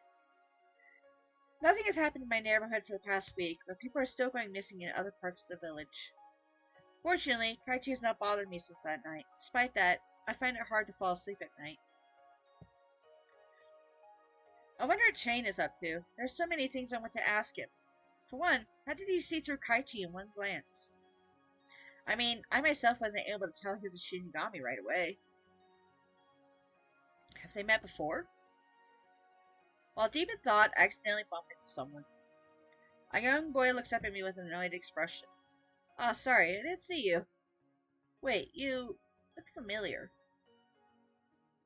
The boy looks surprised for a second, but then averts his gaze. Quickly, the boy moves on without looking back. I cannot let this go. My gut feeling tells me to follow him. Hey, what is an elementary school kid doing here? Shh, don't say that to an elite class student. Look at his uniform. An elite class student? Since they all wear different uniforms, I didn't recognize him at first. The rumors don't match his appearance, but he looks cute. He went back to his classroom. He can't enter that room without an excuse. I might catch him later, though. Dude, what's up with the fucking elite class? What the actual fuck is going on with that shit? Seriously. Hey, Ikia, steal one of your brother's uniform for me. I'm going undercover. During lunch break, I overhear an interesting conversation. Did you see that advertisement about expelling demons? I heard the pay is great, so I'm going to apply for that. Do you have any experience? My family owns a shrine. I'm familiar with rituals and spells. Should be a piece of cake for me. Watch me save this village. Hee hee. I'm gonna fucking feed you to Kaichi. What if the demon isn't behind those missing people? While chewing on a piece of bread, I glance at two nearby students. The police haven't found any clues in weeks. That has to be the work of a demon. Nobody has ever seen it. What would make you so special? But I saw something strange moving through the forest yesterday. It had huge horns and made loud noises. Are you sure it wasn't a deer or something? You're making me sound like a fool. You are a fool, boy. Haha, unless you have proof, I can't help it. Ugh.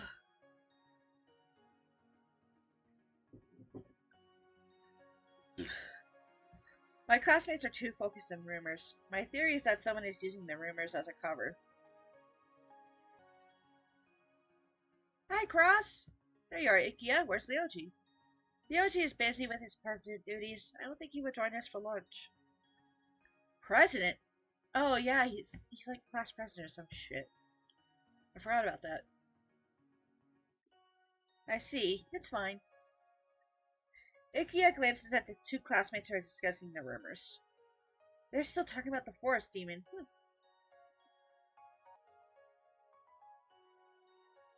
I know, right? They shifted all the blame on it. What if it decided to leave the forest and became a village demon? It could have evolved and hidden itself among us in disguise.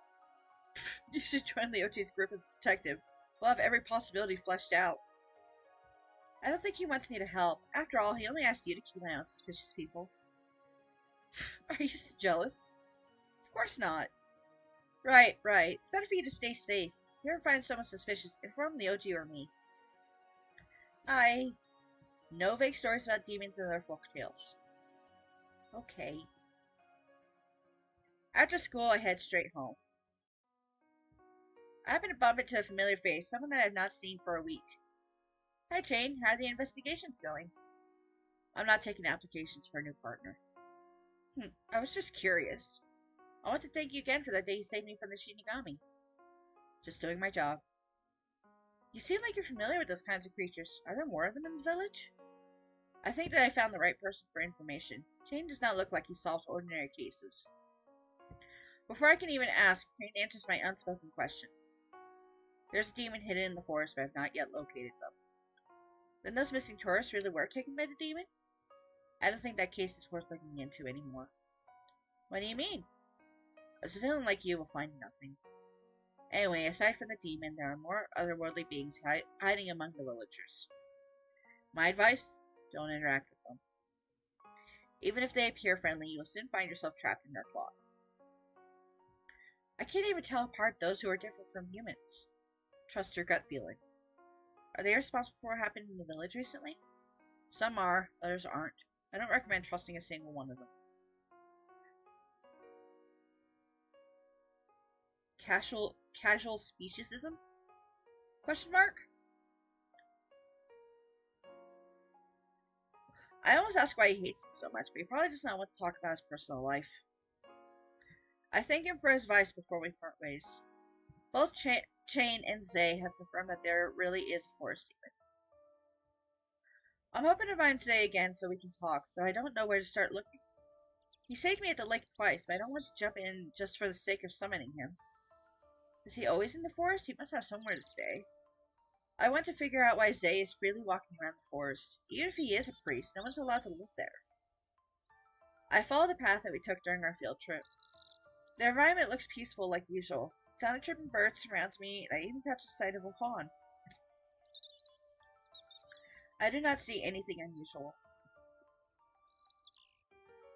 I hear voices nearby. When I turn around to look, I catch a glimpse of crimson hair. It's Zay! What is he doing? Sir, are you sure that you saw this man near the waterfall? That's what I've been telling you. Stop wasting time on this man. He's just trying to talk his way out. It is my brother we are talking about. This man might know what happened to him. Act professional. We are on duty to keep people away from the forest. You can't actually stop people from entering the forest. You have to shut down the rumors first. I don't need you to tell me how to do my job. I can't believe that my brother disappeared. There must be another lead. I told you the spirits took him away. I'm done with this nonsense. Let's arrest him for trespassing. Wait.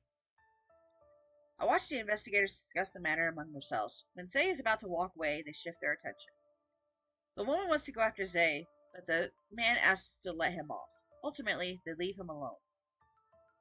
I follow Zay quietly until he stops at a small clearing, then duck into some bushes and watch him closely. He crouches down and starts to bury something. Whatever it is seems to be mostly buried already, so I cannot make out what it might be. Once he is finished, he wipes his forehead and hurries off. Out of curiosity, I go and check the spot. Using a branch, I poke at the loose dirt and start to dig until I uncover something. An unmistakably human arm attached to the rest of the body is slowly revealed. Shocked for my discovery, I drop the branch and step back.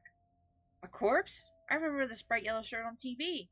It looks exactly like a shirt one of the missing people was wearing when I watched the news. Hitoshi, was it?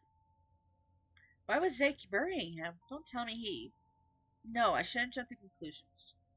Anyway, I must report this to the police. I return to the village, heading for the police office. It starts to rain when I arrive. No, you're kidding me.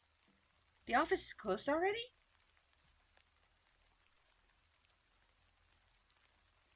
I look at the notice. Closed early today due to a lack of available staff for investigations. We apologize for this inconvenience. Call this number. I dial the number on the notice, but the line is busy. Seems like I'd try again later. Zay knew about those missing people, but he kept quiet. He saved me twice, but that could just be an act. Nice people could still be murderers if they have the motive for it. Many thoughts cross my mind, but I cannot think of an explanation. Chapter 2. We finished Chapter 1! Save! Save!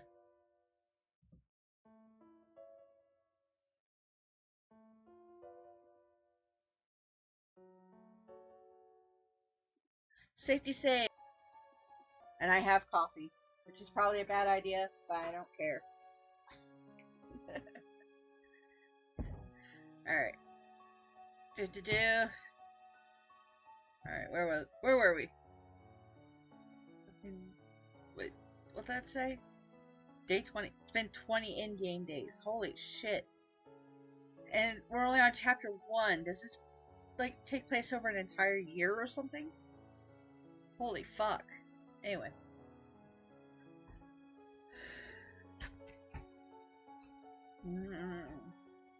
So I went to Dollar Tree earlier, and they had this thing, these cans of iced coffee, and I found one that's Breyer's cookies and ice cream iced coffee. They also had a Twix one. The Twix one was pretty good. Ooh, that one's good too.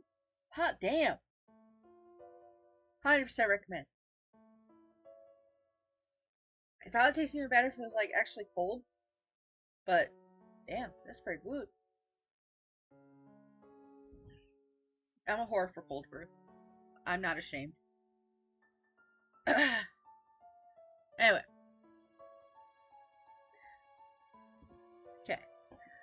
I called Leo the next day to ask about why the police office was closed early. He explains that they sent most of the officers out for investigation. Should I report the corpse I found?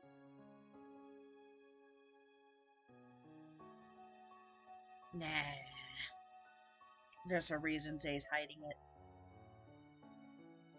I stayed quiet about the corpse. The investigators will probably wonder about why I was there in the first place. By the way, they found a corpse in the forest. If you've been watching the news, you might remember Hitoshi Kiro. Isn't that like an... Isn't that yellow in Japanese?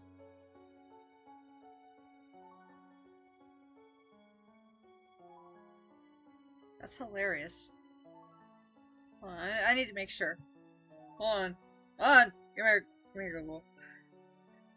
Yellow in Japanese. Yeah, Kiro! He was wearing a yellow shirt. That's great. Okay. Random knowledge strikes again.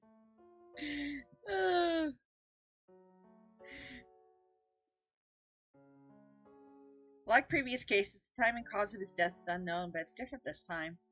Before, victims become severely disfigured before their disposal. But there's not even a trace of violence on it. He was completely recognizable. Don't you think this is strange? Their pattern is breaking. Oh. Is something wrong, Cross? No, nothing. I'm just a bit concerned. Yeah, I understand how you feel. We should stay away from the forest for the time being. I got it. Good luck with the investigations. I hope your dad is not overworking himself with all those reports. He is doing fine. Thanks for worrying. Take care of yourself, too. See you at the library. I have many questions I want to ask Zay, but the forest is being sealed off for investigation.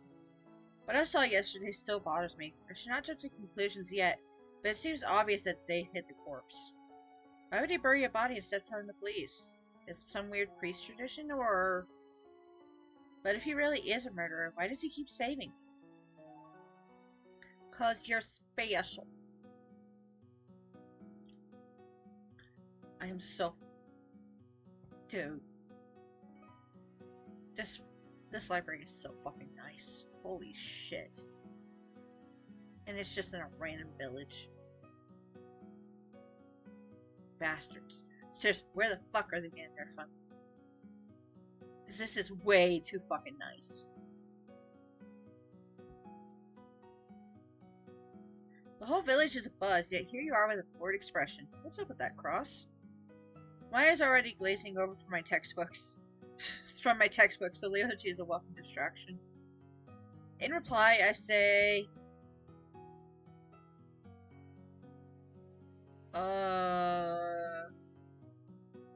You know what? I want to say Leology is safe. Something is on my mind, but I don't think anyone will listen to me. Tell me, you've got my full attention. I have a few theories about possible suspects, but I need to find more evidence. Care to share? Well, I need more proof before I start accusing people randomly, but I will let you know when I've done more research. I see. Any information about the murderers is appreciated. By the way, those missing people turned up. Most were found already dead. How did they end up in the forest? I don't know, but they're sure to find out soon. Now that the bodies have been discovered, it's only a matter of time before they uncover enough clues to reveal the perpetrator. I had a gut feeling that the forest had something to do with the cases. Thanks for sharing this information with me. Don't overwork yourself, Leoji. Heh, I can find it. I can handle it. I can find it. Yes, I fucking find my brain. Coffee. Leoji takes a seat next to me, pulling some homework from his book bag. I return to my book, noticing an interesting passage. There's an abandoned temple somewhere close to the village. I've never heard of it before, but maybe I can find out more about the demon. This book doesn't go much into detail. I should do more research about this temple. Leoji, do you know something about a temple in this village? Which one? Oh, I know of one. Where the fuck did you come from? Jesus! Most members of the cult club are part of the night temple. Akia jumps out from the shadows. It seems like she's been listening to our conversation. She joins us and sits down on a seat on the left. Jesus, fuck. I never heard about that one. It's the one that's only used for festivals near the park. Now that you mention it, aren't those temple festivals hosted once every 5 years? I don't remember that place as a temple. It looked more like a regular building or a residence. Anyway, look at the abandoned temple in this book. The demon's house? Ancient villagers used to bring offerings there. Nobody talks about that place nowadays. Almost forgot about it. Oh. Maybe Zay is a priest for the Forgotten Temple. He just kind of chills there. because he's like the only one left. And now the demon and all these other motherfuckers are like coming after the villagers because they stopped sending offerings. That's my theory. Guess we'll find out.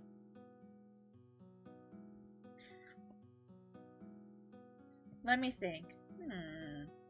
So you're saying the villagers used to try and calm the demon by bringing offerings. That sounds like centuries ago. Yeah, most people stopped having faith in such superstitions. Although recent events have some believing in demons again. I'm curious about this temple. Do you guys want to explore it with me? I don't think you'll discover anything interesting there. Cross, you're up to something again. Heh, I've never seen the demon's house on any village map, so it might be hard to find. Don't look at me, I don't know where it is either. I make it a point to avoid knowing where creepy places are. You're so helpful, Ikuyo. Why are you even here? Is she gonna die? She's probably gonna die. I'm a bit disappointed now, but I know my friends are willing to help if I want to look deeper into it. I appreciate Leoji's warning, but I'm worried about Zay. After class is over, I tried my luck at the force one more time. I want to talk with him if he has not already been caught. When I arrive, the trail is sealed off with police tape. A couple investigators stand nearby, chatting and pointing at the bushes. This is the second victim this week. How careless of them to leave a body half buried. Either they're becoming sloppy or trying to confuse us. We should investigate the whole forest regardless. By the way, have you heard of those exorcism rumors? Exorcism? Is this case making you believe in ghosts? That stuff's phooey. I don't think it'll accomplish anything. Things have gotten strange enough that I think we should ask a priest to assist us in our investigation. Don't be ridiculous. Spirits and the supernatural have nothing to do with murder. The most it could be is someone pretending to be a demon.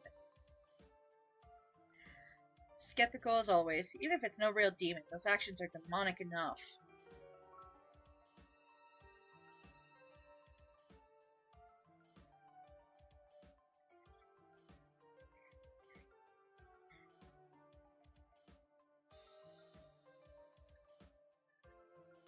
The officers abruptly stop talking when they notice me.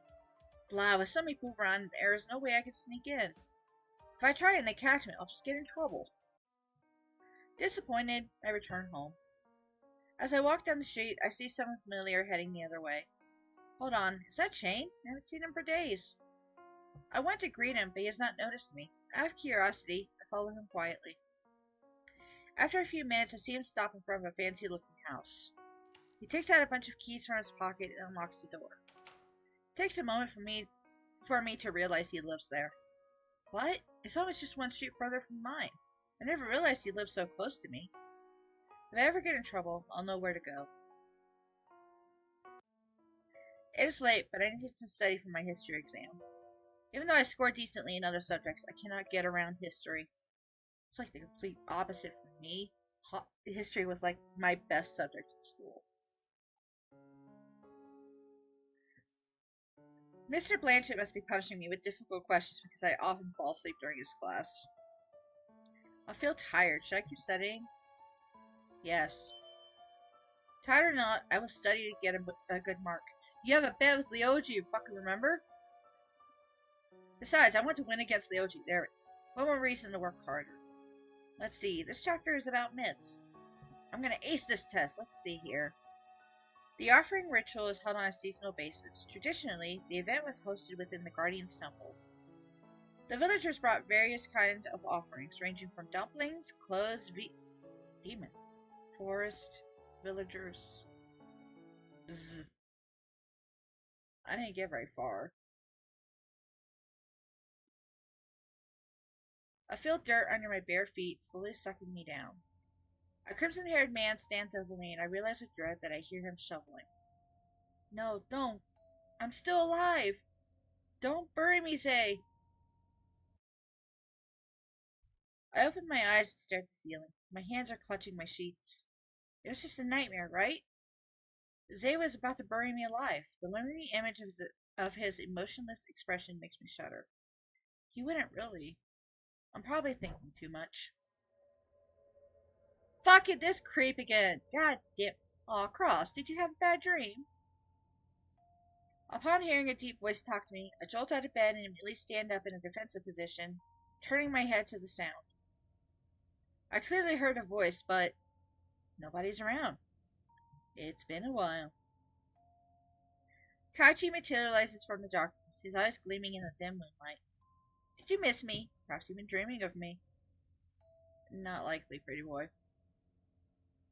His lips form a twisted smile as his eyes glow red. I have no intention of bantering with him.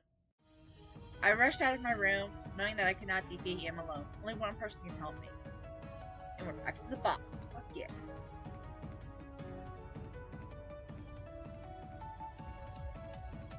Dude, this fucking music is so good.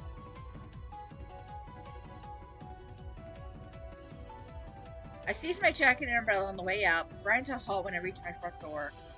Panic rises in me as I frantically start undoing the locks. This takes too much time. Maybe I should take the back door. I've never met anyone so stubborn. It's enticing. I scream when Kaichi appears out of nowhere. Get with the screaming. What do you think can hear you? Kaichi grins down at me. Rather than trying to grab me, he folds his arms across his chest, daring me to make a move. I spin around and dash for the back door, slamming it behind me as I rush outside.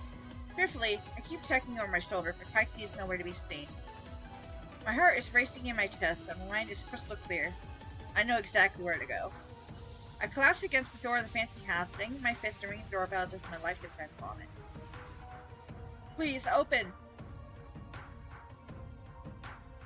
I almost fall forward when the door finally opens, and I am overcome with relief to see the familiar gas mask. Shane stares down at me with half-lidded eyes. I cannot tell if he's sleepy or annoyed about the ruckus. I need your help. He's going to kill me. As soon as the words leave my mouth, Shane pulls me in. I did want his help, but I never expected him to let me into his house. I take deep breaths, trying to calm down and observe my surroundings. Shane stands before me wearing a blank expression. But lately, I realize he's wearing less clothing than usual. Sorry for waking you. I didn't know where else to go. The Shinigami was chasing me. Shane is still silent. He must be wondering how I knew to find him. You're the only person I can rely on, Shane. You saved me once before. I'm not guarding you anymore. I told you that. His expression grows darker as he slowly leans toward me. Sweat runs down my back, and I hold my umbrella tightly. My heart tightens at his cold tone. I was sure he would kick me out, but instead he pulls away, rolling his eyes. Do whatever you want. Relief rushes through me. Thank you. Shane walks away, dropping himself on the couch. Despite his indifference, I am thankful I'm not on his bad side. For all his creepiness, his house is surprisingly normal. Now that he's wearing a lot less, I notice numerous tattoos and scars lining his body. From his muscles, I can tell he keeps himself active.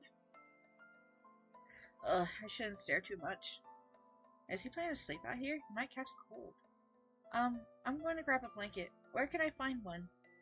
Shane's eyes remain closed. Okay, then I'll do a quick search. Maybe we can start with that room. There's a cabinet in the room at the end of the hall. Don't go anywhere else. I go to the room he mentioned and come back with a sheet.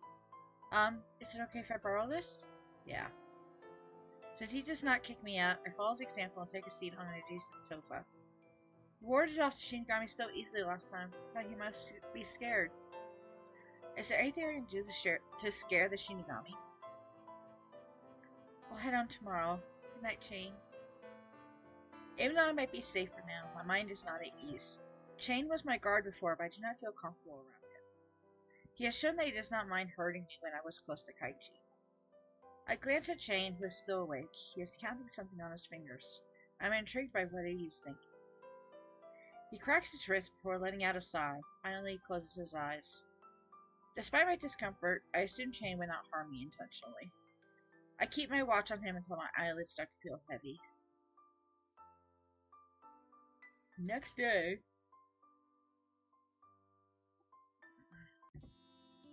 When I wake up, Shane is nowhere to be found. Today is Saturday. I'm off from school. Being chased in the middle of the night must have shocked me numb. I can hardly believe I slept so deeply. Since Kaichi never came after me, I wonder if this house is designed to keep out evil spirits. I hope Kaichi has not been lingering around my house all night. In any case, I will report the incident to the police. I know I told Shane I would leave in the morning, but curiosity compels me to stay. The living room looks normal, but there's not much personality in its decoration. All plain colors, no picture frames, no knickknacks or novelties. I guess he lives alone. Everything is so tidy, though. I am itching to explore.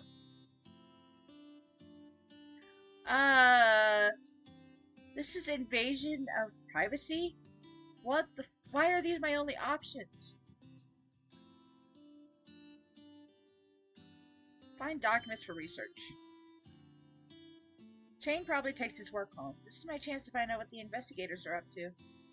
I pull open a few drawers and find multiple striped shirts. They're identical to the one I've always seen him wear, so they must be spares.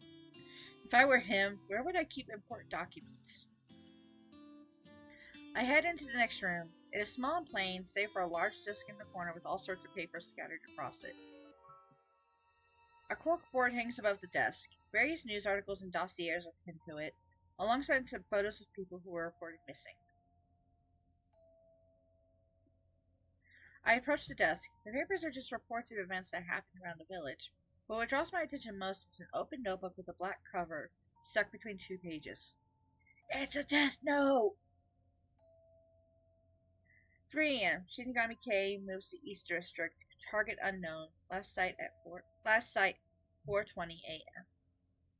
Demon X in sight at these coordinates. Needs revision. Apparently he keeps a GPS device on hand. Hope he didn't put a tracker on me. I have a fair guess that Shinigami K is Kaichi, but who could Demon X be? Leaning against the desk, I flip through the notebook, which is full of notes on all the creatures he has encountered.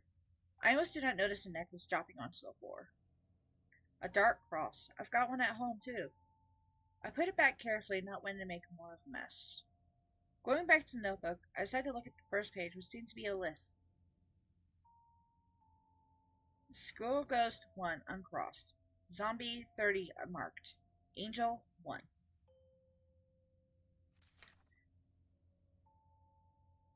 The list goes on, even on to the next page.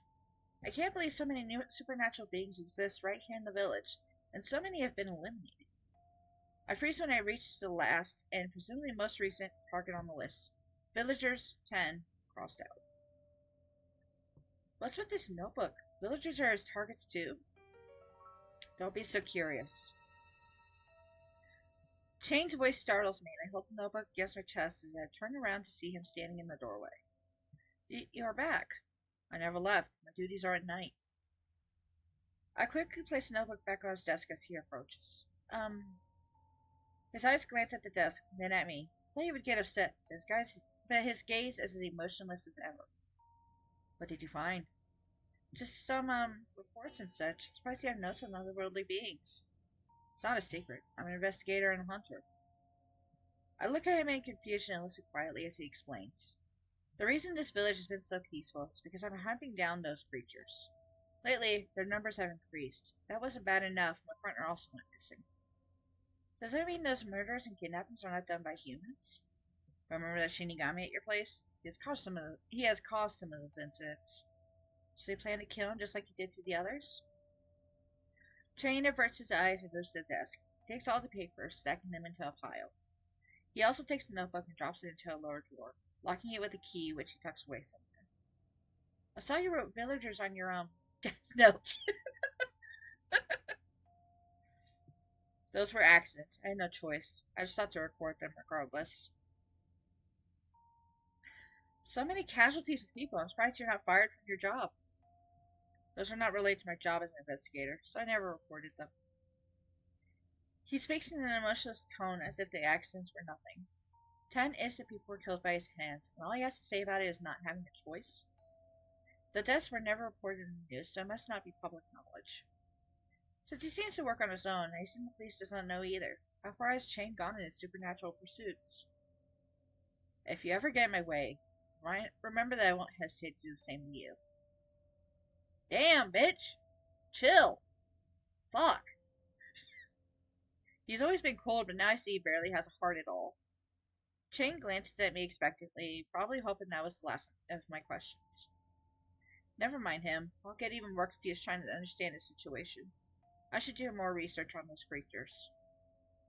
Chain says that they are responsible for all the recent events, but I can't trust his words. I need to solve this case myself before he ends up hurting more people. I should go before I get in your way. Thank you for everything so far. He only turns his back to me, saying nothing. Chain's notebook mentioned the forest demon, but I didn't find any descriptions about its appearance. I hope the library has more details. His comment about the other creatures bothers me. Is it only Chain's job, or does the police know about it too? How long have they been hiding it?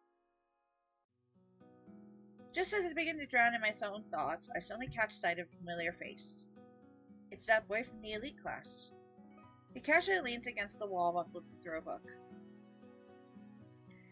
After a moment, he looks up from his reading with a disappointing glare. He shoves his book into the nearby shelf before reaching up for another one. I could use a distraction after Theon learned about Chain's haunting. I take a book from the top shelf and hand it over to him. Is this the one you wanted? Boy looks at me as though I'm offering him poison, but takes the book. Remember me? Bumped into each other at school a little while ago. I'm Cross. What can I call you? The boy quirks a brow, sarcastic as much as annoyed, before looking away and flat out ignoring my question. He returns to his perch at the wall and flips through the book I got for him. This kid. I take a book of my own from the shelf and walk over to a nearby table to sit and read. Halfway through my first chapter, I hear the boy sigh. Apparently it was not what he was looking for. Want me to put it back? Ignoring me again, he stands on his tiptoes as he tries to grab another book. It is impossible for him to get up there, yet he keeps trying. I would help again, but he would probably reject it this time. You know, he can always ask for help. A sharp look he gives my way stops him from continuing that sentence. He reminds me of fucking... what's his name? Hero! Hero from Fruits Basket. Kinda reminds me of that brat.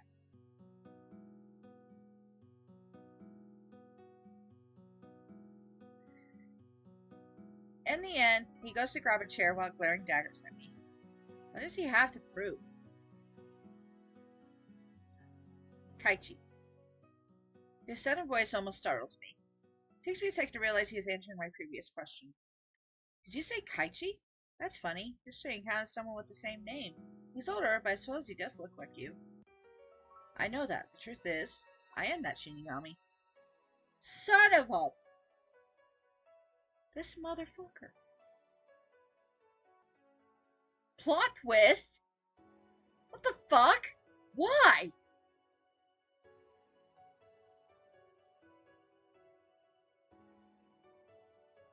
Why? Why is this a thing? What the fuck?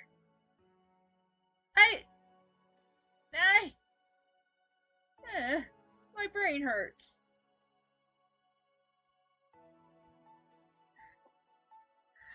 I need more than coffee. I need like 5 shots of tequila. Jesus.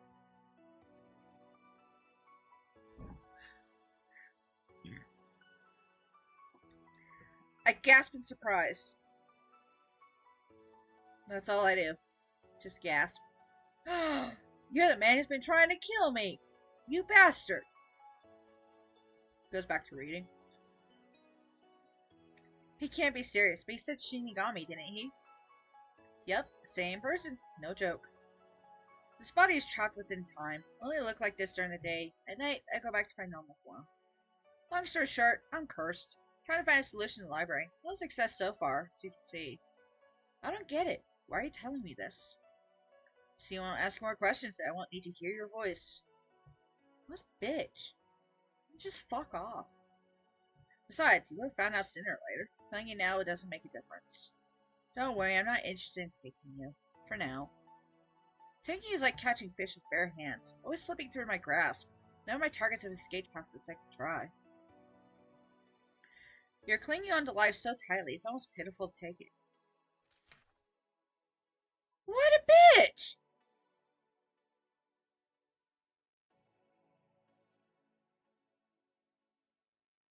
Well, he's small enough. I could probably just kinda casually push him off the railing here. Maybe he'll break an arm. Or his neck. Fuck, dude. What the... I can't. What? What?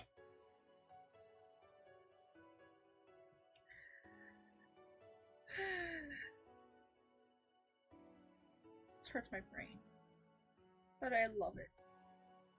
Fuck me sideways. I stare at him, speechless. He has the gall to start reading his book, ignoring me once again. The story sounds strange coming from this little boy. I do not see any reason not to believe him. A part of him feels familiar, reminiscent of his adult form. So, why are you kidnapping people? Kaichi does not look up at me and continues flipping through his book. Are you the one behind those deaths?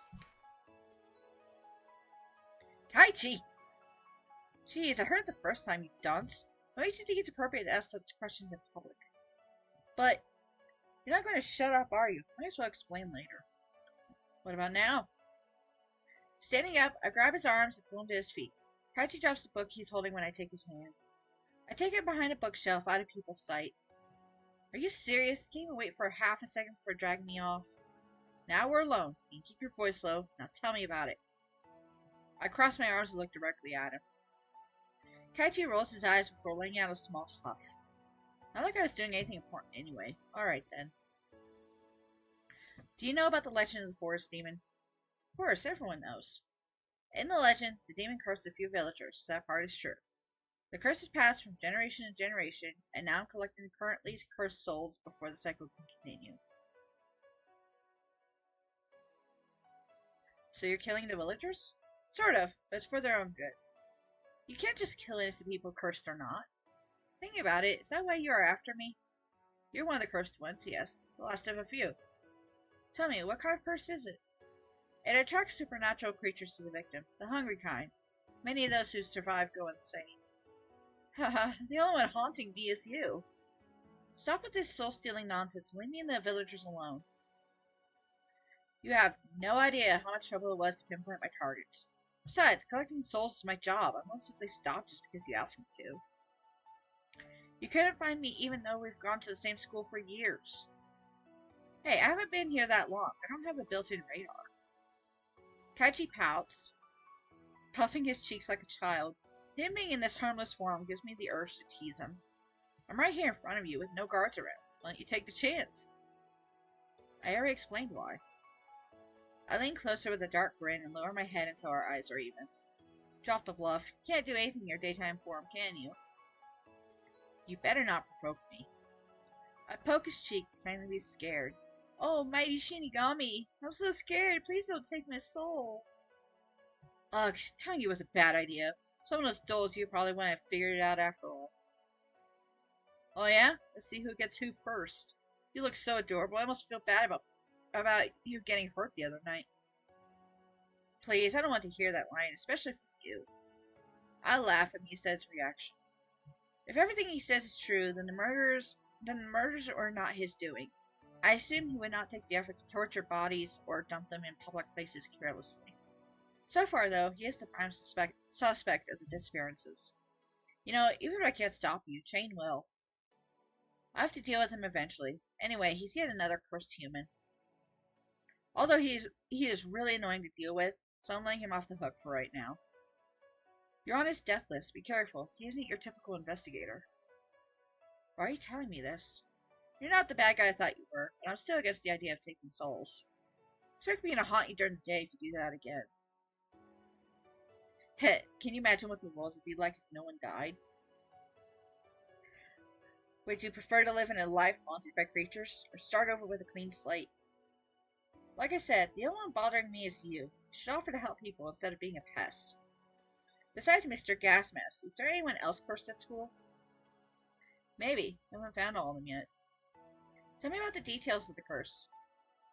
I don't know. After all, you don't ask about the nature of your dish, you just eat it. You don't ask about the nature of your dish. Like, you don't ask what's in your food? Is that what he means? That makes zero fucking sense. What the fuck? What is this sentence? You don't ask about the nature of your dish, you just eat it. I will be honest, the very first thing that came to mind reading that sentence was those fucking, whatchamacallem, the mints in Pokemon, the one that like change your nature or some shit. Change the Pokemon's nature. Or, yeah. I'll be honest, that's like the first thing that fucking came to mind. I was like, wait a second, he's talking about actual food, isn't he? The fuck is this? What does this mean? I'm too dumb. I'm gulping down fucking stupid juice.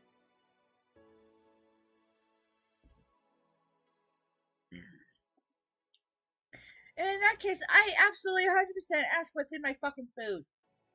Most of the time.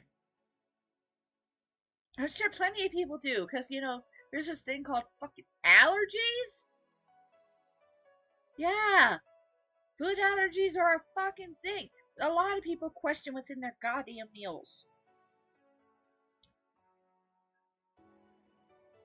And then there's my ass. I'm just fucking picky. I'm not ashamed to say it.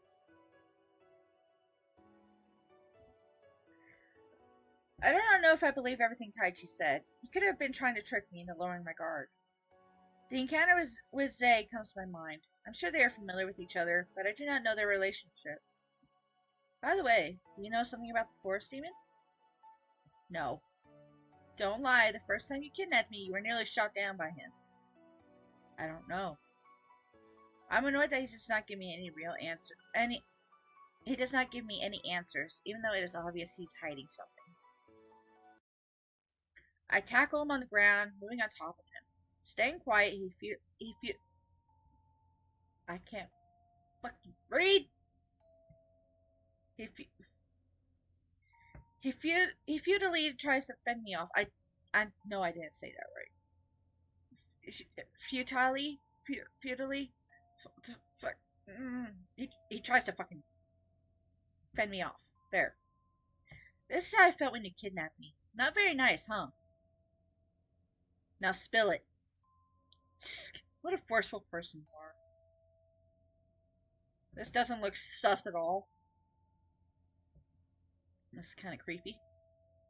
Well, there's not much I can tell anyway.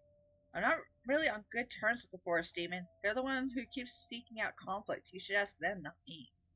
Perhaps they know something about your curse as well. Alright then. If anyone sees us, they think you're trying to assault me. I was just testing the strength of your day form, in case you keep bothering me. Kaichi glares at me, and in response, I throw a devilish smirk. The shuffling of feet grabs my attention, and I quickly get off him. A student then passes by but does a double take, seeing Kaichi lying on the floor at my feet. He looks back at me and slowly walks away. Good kid. Just keep on walking. Kaichi grumbles as he stands up. You're lucky I'm not in my true form. I would have taken you right there. Right here. Now excuse me. Before he walks away, he throws a glare at me. I will remember this. I return home, but just before I enter through the door, my mind wanders off the chain. Maybe I should warn him that Kaichi is after him, or does he already know? Even if he's prepared, will it make a difference?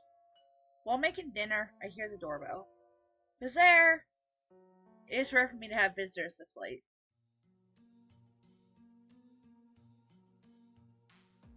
What the actual fuck? When I open the door, a woman stands in front of me. Her eyes are blank, not really staring at anything in particular. Immediately, I know something is not right. A chill runs over my body as I step back in unease. Hey, aren't you the person who went missing a few days ago? It's a zombie! I open my mouth to ask again, but she suddenly leaps at me. Reflexes make me jump to the side, dodging as she dives to the floor. I grab a nearby umbrella and bring it down over her head. She lets out a pained groan, and I take the chance to shove her out of the door, which I then promptly slam shut. The woman starts banging the door from the other side, and I quickly slip the lock in place, fingers trembling. I quickly check the back door in the kitchen, and then all the windows in the living room. Good, everything is locked. I only relax after the banging on the door stops. What was up with that woman, though? What happened to her? I pull out my phone to dial the police. With every ring, I can hear more groaning and shuffling outside. Oh, my umbrellas. There's more of them. Oh, my umbrellas. There's more of them. I drop my phone when I see a woman's face outside the window. Her empty gaze meets mine. I have to get out of here. I jump back from the window. I've seen that woman, named Emmy, in the newspapers listed under missing people. The banging starts up again. The voices behind the front door grow louder, as if multiplying. A chill runs down my spine. If they break in, I am dead meat. I don't know why these people are here, and in such weird states, too. Perhaps Kaichi was right in saying I'm being haunted. Kaichi, maybe I could call him for help. Wait, why am I thinking about him? There's no guarantee that he would come to my aid. I can even find a way to contact him. The police office is the only safe enough place I can think of. At that moment, I hear the sound of shattering glass somewhere. As I predicted, I cannot stay here. I clutch my umbrella close as I run through the back door. As I am running, I look back, and number of people are surrounding my house, and some are already chasing after me. Geez, why am I suddenly being attacked by a bunch of weirdos? Panic scatters my thoughts as I nearly trip over a crack in the sidewalk. Before I get lost in the darkness, I try to regain my bearings. Oh shit, turn right. Huh? The old house? This isn't close to the police office, I must go on. Go straight. I end up at the forest, even though I did not intend to. I keep running and somehow manage to reach a dead end. Is this a joke? Footsteps echo right behind me, and I know they have blocked my way out. I slowly turn around to see the crowd of people approaching me like hungry beasts. There are even more of them than before. Their expressions are lifeless, and they walk sluggishly as if drunk. They do not seem human. I'm about to fucking die, aren't I? I hold my umbrella tightly, preparing myself. Even though I'm outnumbered, I'll fight to my death. The one in front of the crowd charges to attack, and the rest follow. Yep, I died. Shit.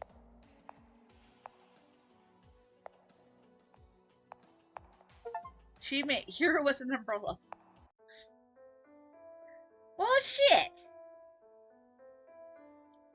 I died. What the fuck?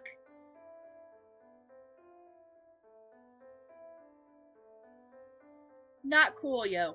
Not cool. How many fucking endings are there? Because that was fucking death ending 3. There's multiple endings, I knew that. 16 possible endings, 4 per storyline. Oh shit, there's a walkthrough. Oh, for real, I'm fucking tempted.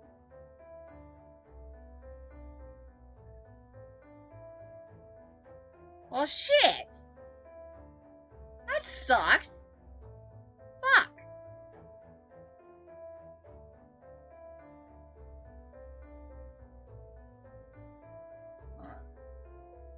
Alright. Oh, fuck! Alright. Fuck! How long has it been since I saved? Damn it! I wasn't expecting that, so I didn't know. Wait, I went to the fucking forest and this is a save route. Why the fuck did he come out and help me? Bastard! What the fuck? Seriously? I got mowed down by fucking zombies? The shit! That's not even close to cool. Why is that an ending? And right after fucking bitch fuck McGee fucking tells me that, hey, there's gonna be fucking hungry assholes looking for your ass. I'm like, oh, that's cool. I'm gonna fucking assault you in a library. In the end, fucking I had nothing to do with any of this shit. I was a cursed child or some shit. What the actual fuck? I'm not angry. I'm just trying to understand.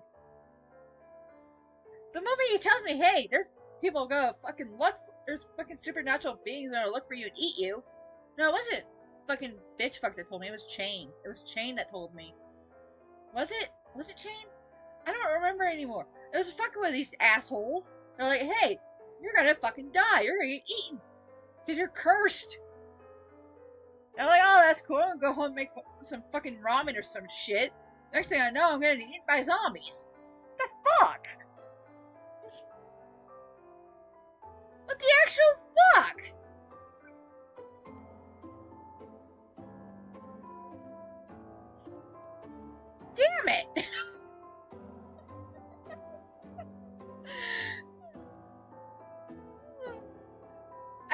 anyone would believe me if if I actually tried to tell them what this game is about. But like, so there's this one asshole, and uh, he's like shoots this, he's like trying to kill you. Then you shoot this other asshole. You find out that he's killed people before because he's trying to hunt.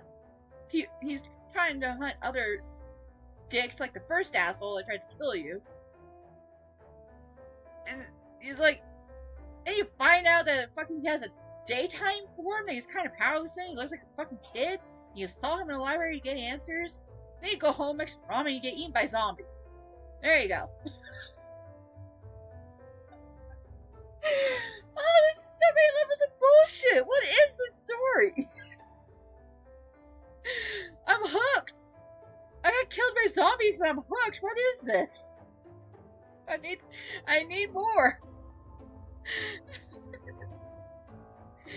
I'm kind of mad. How long? I gotta go through that fucking scene in the library again. Then get to the... Damn it. I'm gonna fucking talk to bitch fuck again. I want to fucking literally talk to fucking brat.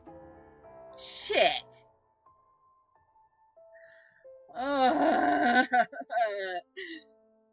Damn it.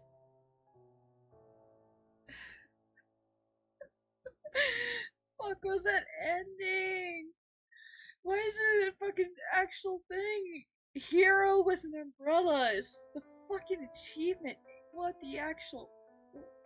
Yes, hero with an umbrella. I'm a hero. I single-handedly defeated all the zombies with a fucking umbrella. Like I'm fucking Daryl Dixon or some shit. I don't know.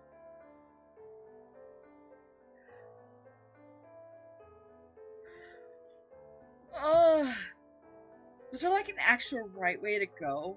Fuck this, I'm looking through the walkthrough. Come here, walkthrough. I gotta know.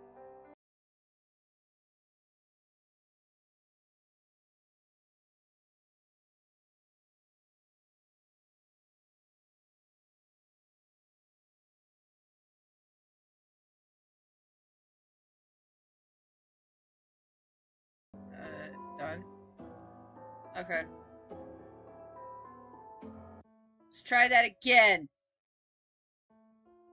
Fuck, it started all the way back here. God damn it. Stay quiet. I don't care. Skip.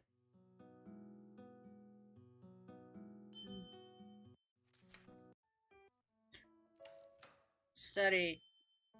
Holy shit.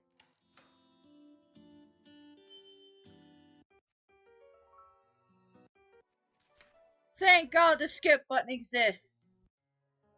Oh shit. It was right, left, right. Ha! I made it!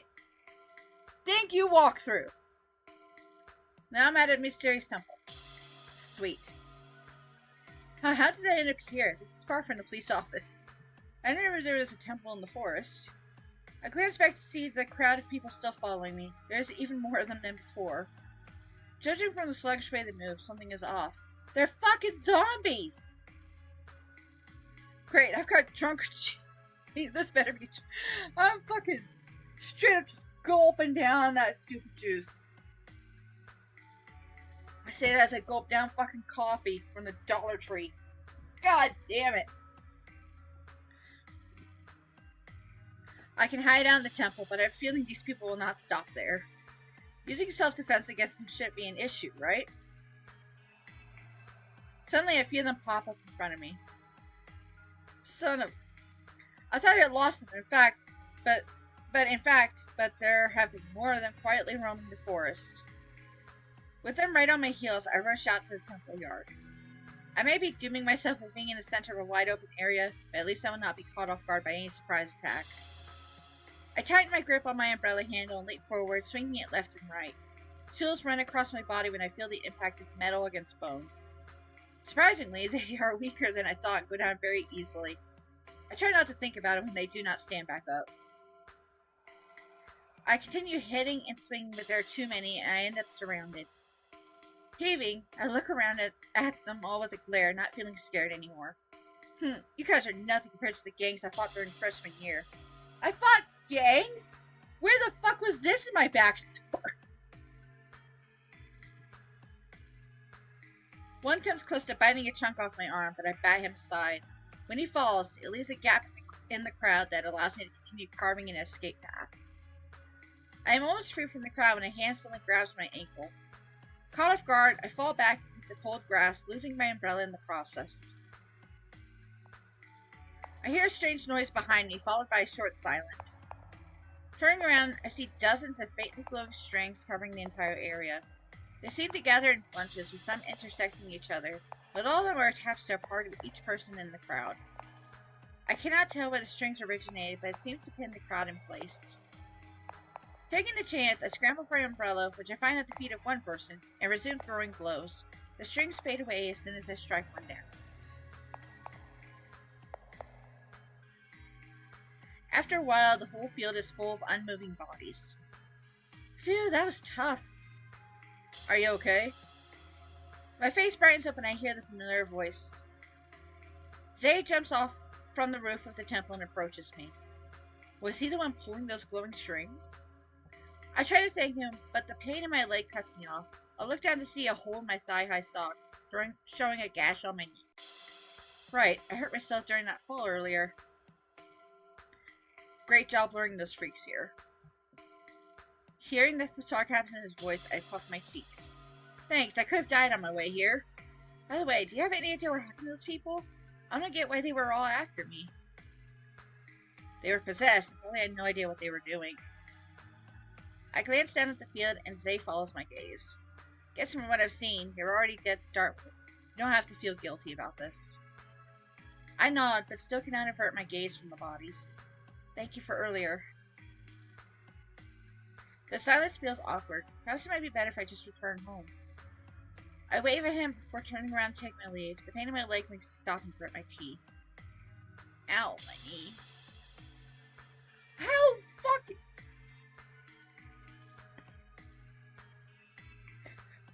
I fought gangs in my freshman year. I just smacked down a whole horde of zombies with a fucking umbrella. But I'm being taken down by an arrow to the knee. Yeah, that tracks. What the fuck? Zay takes a few steps toward me and quietly kneels down, examining where I hurt myself. I feel a bit embarrassed at how close he is. Stay with me for tonight. Oh, wait, As he stands, he knocks the back of my knees, making me lose my balance and fall backwards. I almost shout at him, and then he catches me in his arms, lifting me bridal style. Unlike last time, where he treated me like a bag of potatoes, he is surprisingly gentle. Where are we going? To my residence. He heads into the temple confidently, unbothered by the darkness. I didn't expect you to live here. You didn't think I lived in a cave, did you? Haha. No. Zay carefully puts me on the ground and kneels in front of me. He takes my leg and pulls down my sock. The dried blood pulls at the wound, making me wince. Hey! The intense look on his face makes me look away instead. I do not need to look at the wound to know that the cut is pretty bad.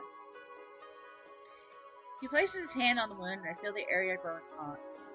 I feel strange but comfortable. A few seconds later, I turn to see him wiping the blood off my knee with a cloth. The cut has closed perfectly without scar or blemish, as if it never got cut. Ooh, pretty nice.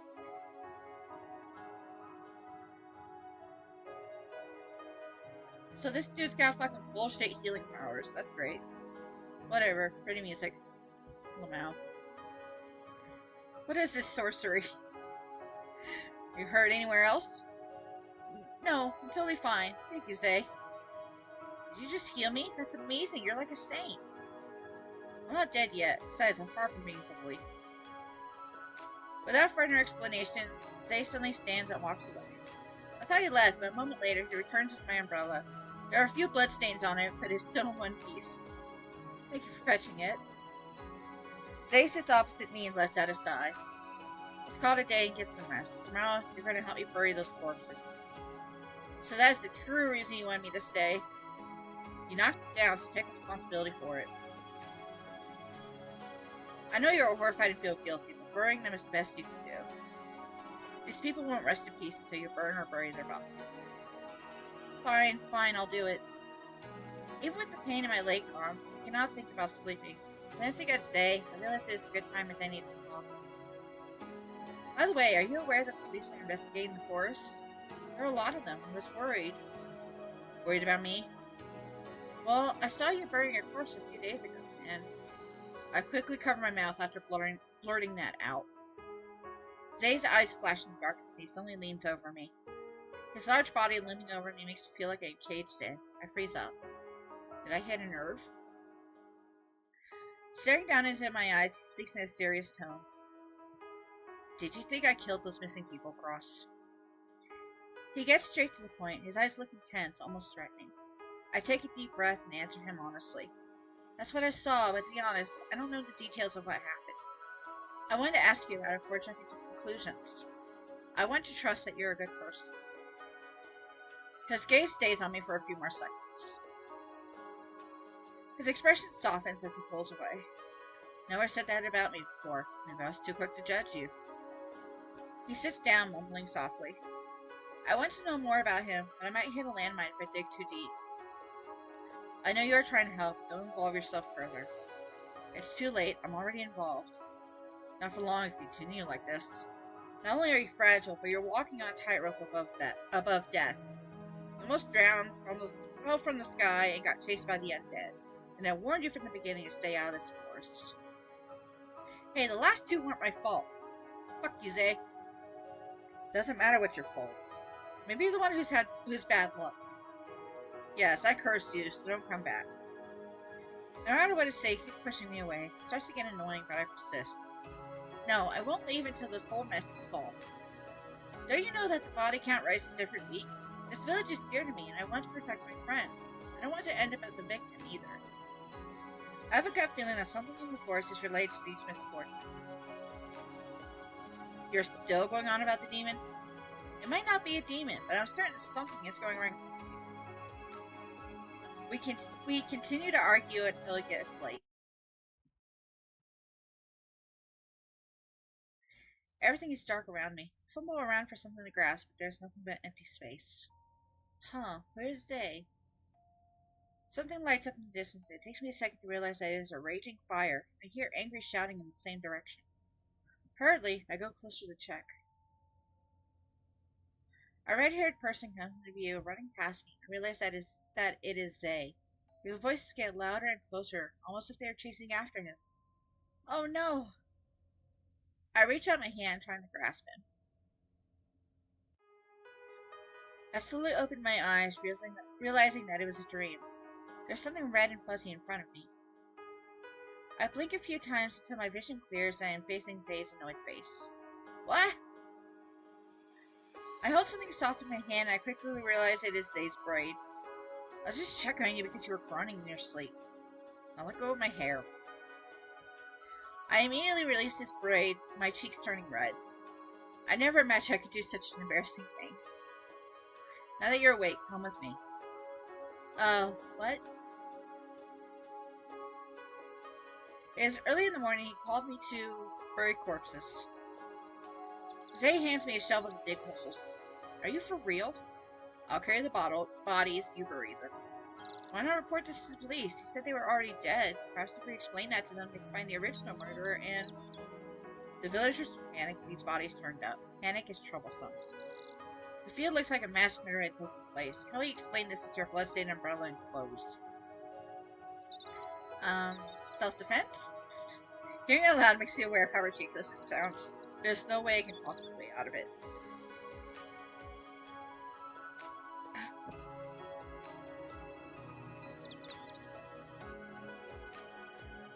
Oh no, my coffee, gone. Sad face. So much sad.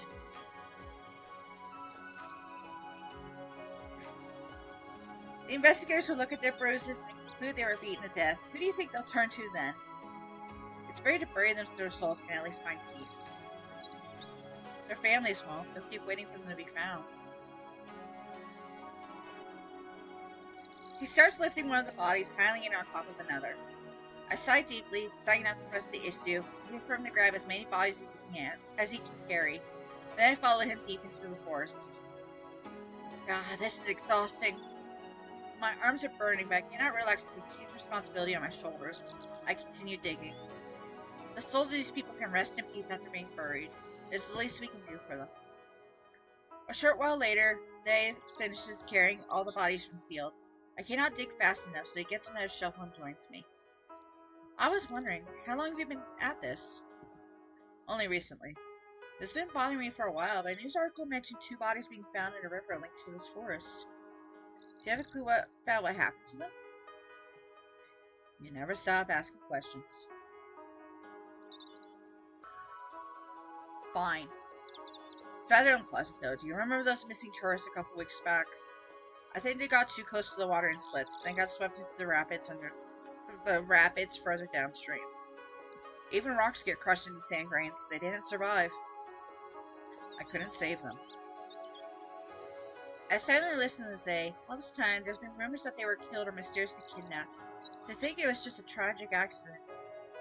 Why don't you join the investigators if you're on the same side? Those people shouldn't get involved. And I don't like them. You keep telling others not to get involved, but what about yourself? Zay stops and narrows his eyes at my words. It is a warning, but I cannot stop being curious. You know, if you're the forest demon, it explains everything. But I know you're not. They say the demon has horns, and anyone can see you clearly don't have those. I also heard that there are priests in the village, but there are no mentions of one who decided to live inside the forest. I'm going to keep guessing since you won't tell me. Zay lets out a sigh and continues to dig.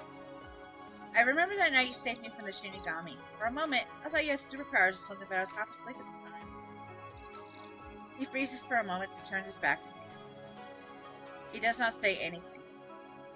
We continue digging for the whole day, and only finish burying the bodies when the sun sets. I feel hungry and thirsty. Right as the thought crossed my mind, Zay produces the wild peach out of nowhere, offering it to me. There's more food at the temple. Let's head back. It surprises me how much food he has hidden in the temple. Mostly fruit, but I'm too hungry to care and eagerly dig in. They are delicious. I find myself feeling full in no time. I glance over at Zay when I realize he has not taken a single bite. I'm fine. We sit by the temple entrance staring at the sky. The colors of the sunset reflect the bloody field before us. I clear the fruit peels before continuing our conversation. I'm glad I bumped into you. I didn't mean to, though. I was just running from those weird people and somehow ended up here.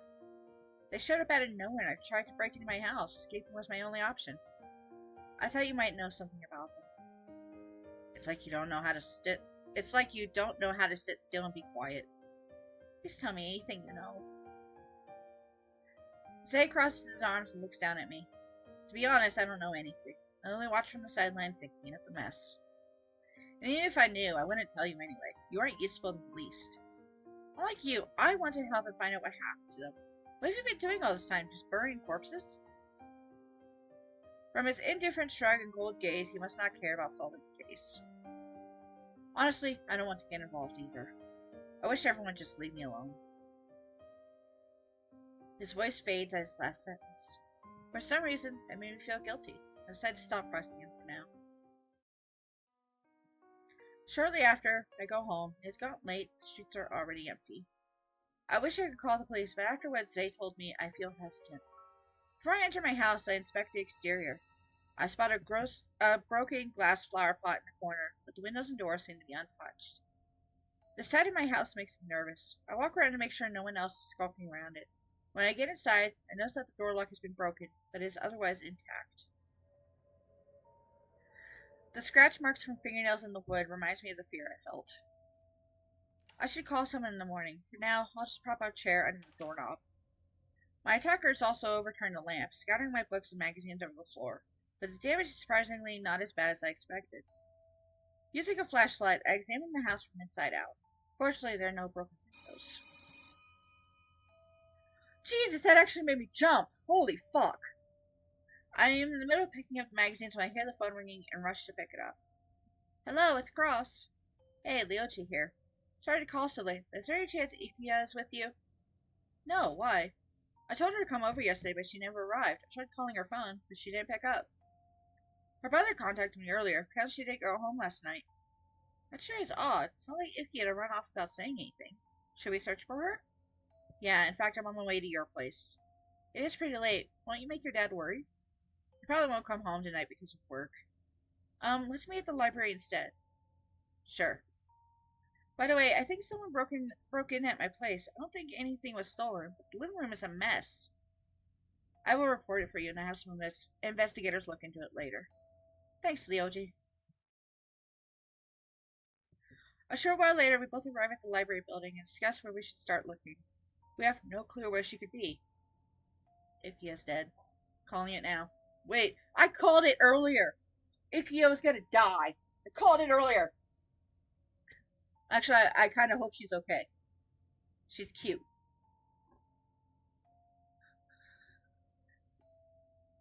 Do you think she got lost or something? She knows her way around this village better than I do. There's no way she'd get lost. Maybe she followed some stranger. She could be in danger. I mean, there are endless possibilities. I'm worried she doesn't know any self-defense moves.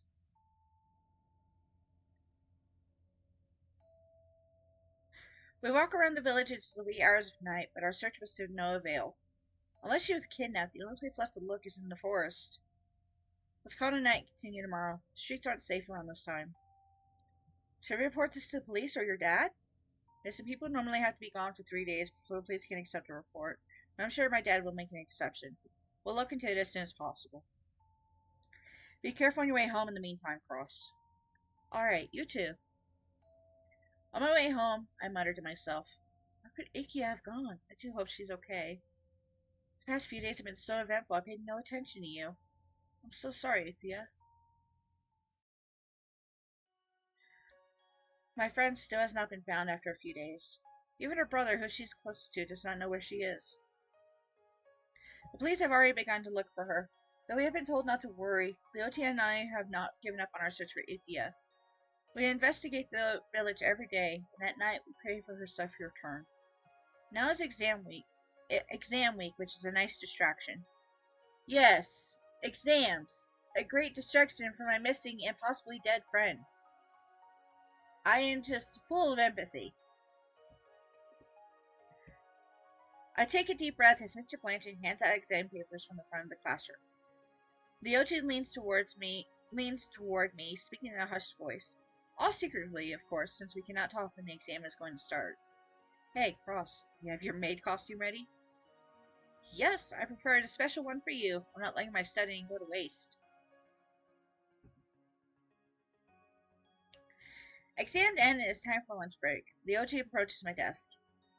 How did the exams go? Naturally, it was easy. Heh, I'm sure I'll get a higher score than you. Don't get your hopes up just yet. We'll see what the results say. After school, Leoji and I revisit certain spots in the village, hoping to find any clues to Ikia's whereabouts. I feel like it's my fault. If I didn't invite her that day, she would be safe with us right now. Don't blame yourself. You couldn't have known. Even the cops are having trouble. Time is ticking. It's frustrating not being able to do anything. I pat his back to comfort him. I'm just as worried about Ikia as he is. This is the first time something like this has happened. We're searching for the whole day, but it's futile again. I hope Ikia has been eating. It's already been days. Chang should know something about tracking people since it's his job. Maybe I should ask him. I visit his house and ring the doorbell, but there's no answer. Then again, it is already night. He could be out on a case. If he is, then he might still be busy. I should not disturb him. Police have been investigating the forest. Maybe I could check there too. I would call Leoji to join me, but I don't want to bother him. I know he's been searching without me. He looked really tired at school earlier. Oh, we got the spooky banger again. As I walk through the forest, I notice that there's no investigators around. I did not expect them to go home this early. But at least there's no one to stop me from looking around. Zay pops up in my mind. He's like the forest guardian. He would notice right away if anyone entered the forest. Maybe he even knows I'm here right now. He won't be happy to see me, but if there is even the slightest chance he saw Ikia, I have to ask him. Oh, it's getting dark. The sudden echo of gunshots in the distance draws my attention, so I head in that direction. Following the sound through the dark trees lead me to the old temple. Shane walks backwards across the field, raising his gun at the temple like a warning. I cannot see very well from where I am, but I recognize Zay's figure standing by the entrance. They seem to be watching each other. When Shane reaches the edge of the field, he puts down a body which he's been carrying over his shoulder against the tree. That's Ikia. As Shane runs close to the temple, I go straight for her. No wounds, scratches, or any bleeding. Her skin looks a bit dehydrated, but her clothes are clean. Thank goodness she doesn't look hurt. Judging from the long pauses between her breaths, she seems to be asleep. Part of me is relieved by his too early cheer. Hearing gunshots again, I turn around and my jaw drops at what I see. Out on the field in front of the temple, Shane wields dual guns. He fires without pause, but struggles to follow Zay's incredible speed.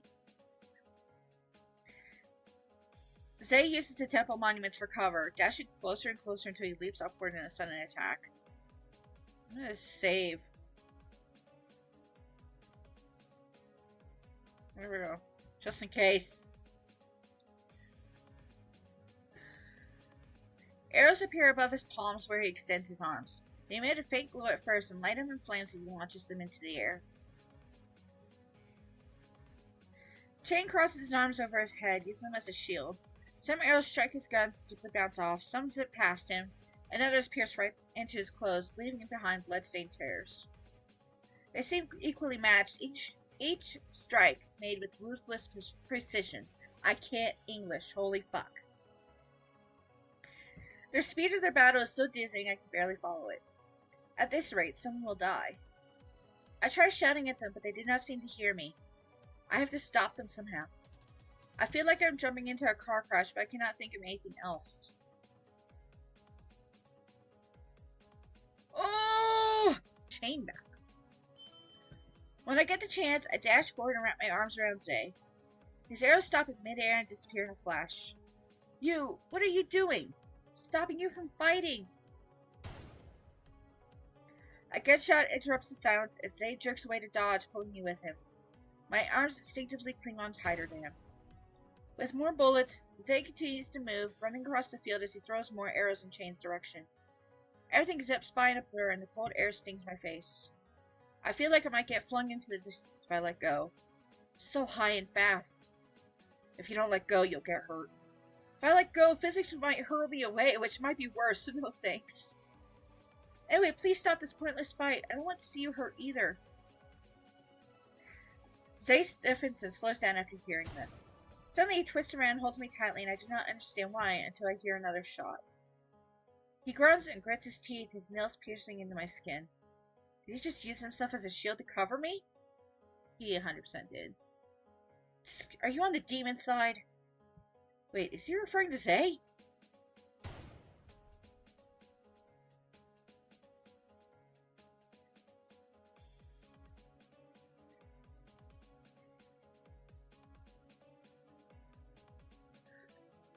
Shane approaches us, his dual guns raised at us. I try to tug Zay away, but then he mercilessly shoots a few times into Zay's leg. Zay staggers back, and I put my arm around him so that he does not fall. I turn back to Shane, who just coldly stares at us. Shane, what the hell? No, you can't escape anymore. Let's wrap this up. He really doesn't care who gets killed in his personal crusade. He holsters one of his guns, and we pull out a golden knife from under his jacket. There's murder in his eyes, and for some reason, he looks in my direction. I cannot tell what he is up to. Shane. Without hesitation, he throws the sharp knife at me. Terrified, I raise my arms to cover my head. It takes a few seconds to realize it did not get hit. That's very low. When I look up, I see Zay has moved in front of me. He holds the knife in his bare hand, blood seeping through his fingers. I knew you would catch it for her. Well, it was a decoy. A decoy? Then I noticed several knives sticking out of Zay's legs. Dark liquid oozes out, staining his clothes. It is horrific to look at. Zay simply pulls the knives out and throws them away. He turns his head just enough to glare at me and speaks in a stern voice. Cross, you better leave now. Only if you run with me. Please don't continue this fight. Zay thinks about it. His eyes flicker the chain for a second. Finally, he lowers his arms and steps back. As promised, I release him and look around, wondering where to go. Shane suddenly pulls out his guns and fires. I let out a small scream as I watch Zay fall to the ground before me. A pool of dark liquid forms underneath his feet. For a moment, I thought he was dead, but he's still moving. Shane takes his time to reload his guns and aims for another shot. I stand in front of Zay to block him. Eyes on me, he unexpectedly fires at me and my heart skips a beat. The bullet whizzes past me, missing. It does not scare me. I'm determined to protect Zay. Why are you trying to kill him? Have you ever heard of the forest demon? It is obvious. Just look at him. No human can move with wounds like that. His blood is not even red. I don't understand your reason for defending him. So what if he is a demon?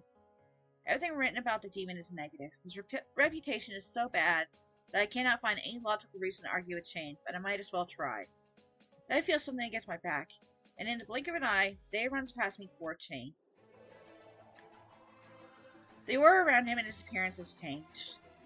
Two horns are on either side of his head, and his eyes glow faint red in the dark. His crimson hair seems to dance around him like flames as he moves. It matches the wild look of the arrows that have appeared around him again. His torn clothes match his fierce aura, more stylish than warm. Damn, baby! Looking good! He really is a demon. Shane blocks just in time and their battle starts again. The flow is different this time. Zay is on the offensive. Despite his wounded body, he moves even faster than before. I watch in amazement as the arrows fly toward Shane at a rapid speed. Most of them connect to their target. It is a miracle that Shane manages to dodge them. Zay's reckless attacks leave him open to Shane's knife, but another thing seems capable of slowing the demon down. Their exchanges are so fast that my eyes cannot follow. Their clothes are dripping with blood, but they do not seem to notice their wounds.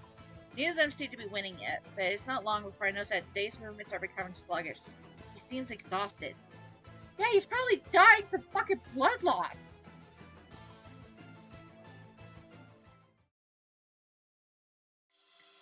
Before the fight can conclude, Zay flees into the trees. Shane stares at the darkness where Zay disappeared. I thought he would go after him, but suddenly he sinks down on his knees and starts coughing. My legs only move after the tension slips away from the scene. Shane! Whose side are you on? I'm not on any side. I told you to stop. Jumping in the middle of a fight and defending that demon? Ugh, damn my lungs. Shane unbuttons his blood-stained shirt. I see open flesh wounds and blood gushing out. He must be in a lot of pain, but only soft groans leaves his mouth. I'll bring you to the hospital right now. He pushes my hand away and shakes his head. Too late now. What do you mean too late? You can't be... I can tell I'm beyond recovery. Ugh, damn that demon. Why do you trust him? Shane keeps coughing and I can see blood on his lips. I reach for my cell phone, but Shane holds me back.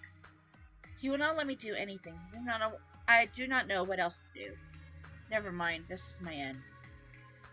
Don't talk too much, it will get worse. Do you have any requests? I do not want to be remembered. Burn or bury this body. Whatever. Eh? Before I can ask why, Shane slowly closes his eyes and his body goes limp and heavy. I desperately call his name, but he does not respond. Checking his pulse reveals that he does not have one anymore. I stay with him for a while as his face turns pale and his hands get colder. I hope some miracle will happen, but he does not move.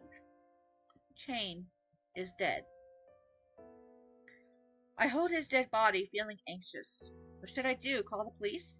He said he doesn't want to be remembered. Does that mean I should not tell anyone about this? Maybe I find a clue in his belongings. I do not touch his knives and weapons, simply leave them on the ground beside him. While going through his pockets, I noticed that he has more injuries than I thought. Shane never left his back exposed, yet he has wounds and bruises covering his entire back. The dried blood indicates that they are not recent. It cannot be from his battle with Zay. Did he find something else before coming here? I find a note hidden inside his inner pocket. To the finder of this body, do not let anyone know. Burn or bury it. He actually prepared for such a moment? Shane, how could you have known? It occurs to me that those undead people may still be around. Shane could have fought them. He asked me to bury or burn his body. Why would he want such a thing? Is he worried about coming back as an undead monster? Chain, I'm so sorry. I'm not. Fuck you, bitch. Thanks for protecting me from the Shinigami, at least. Appreciate that much. But it was fucking... wasn't for me. It's for personal vendetta. Still appreciate it, even though you're a dick. In the end, I cannot bring myself to burn his body. It does not feel right. Besides, I do not have the materials for it. Starting fire could also go wrong. After remembering where Zay stashed the shovels from the other day, find a good spot behind a temple and start digging. Even if it takes the entire night, I will fulfill his request. It feels strange to bury someone I know. Even though we were never close, I feel very sad. A few hours later, I placed flowers on his grave and whispered goodbye. Thank you for protecting me when you did. I hope you rest in peace here. Ikia is still unconscious. I feel bad for leaving her alone for so long, but so much has happened that I cannot begin to process it all. Carrying her on my back, I go back to the village and bring her home. The next day, I report her status to the police via phone. Where did you find the girl? Just on the street last night. I don't know what happened to her. She still hasn't woken up. I see. We'll give her a call soon and ask about the details. Thank you for telling us. Hey, you live in the Haikyo neighborhood, right? Yes. Have you seen Chain around? He's one of the guards there, and we haven't heard of him. No. Holy shit. Chapter 3. I'ma save.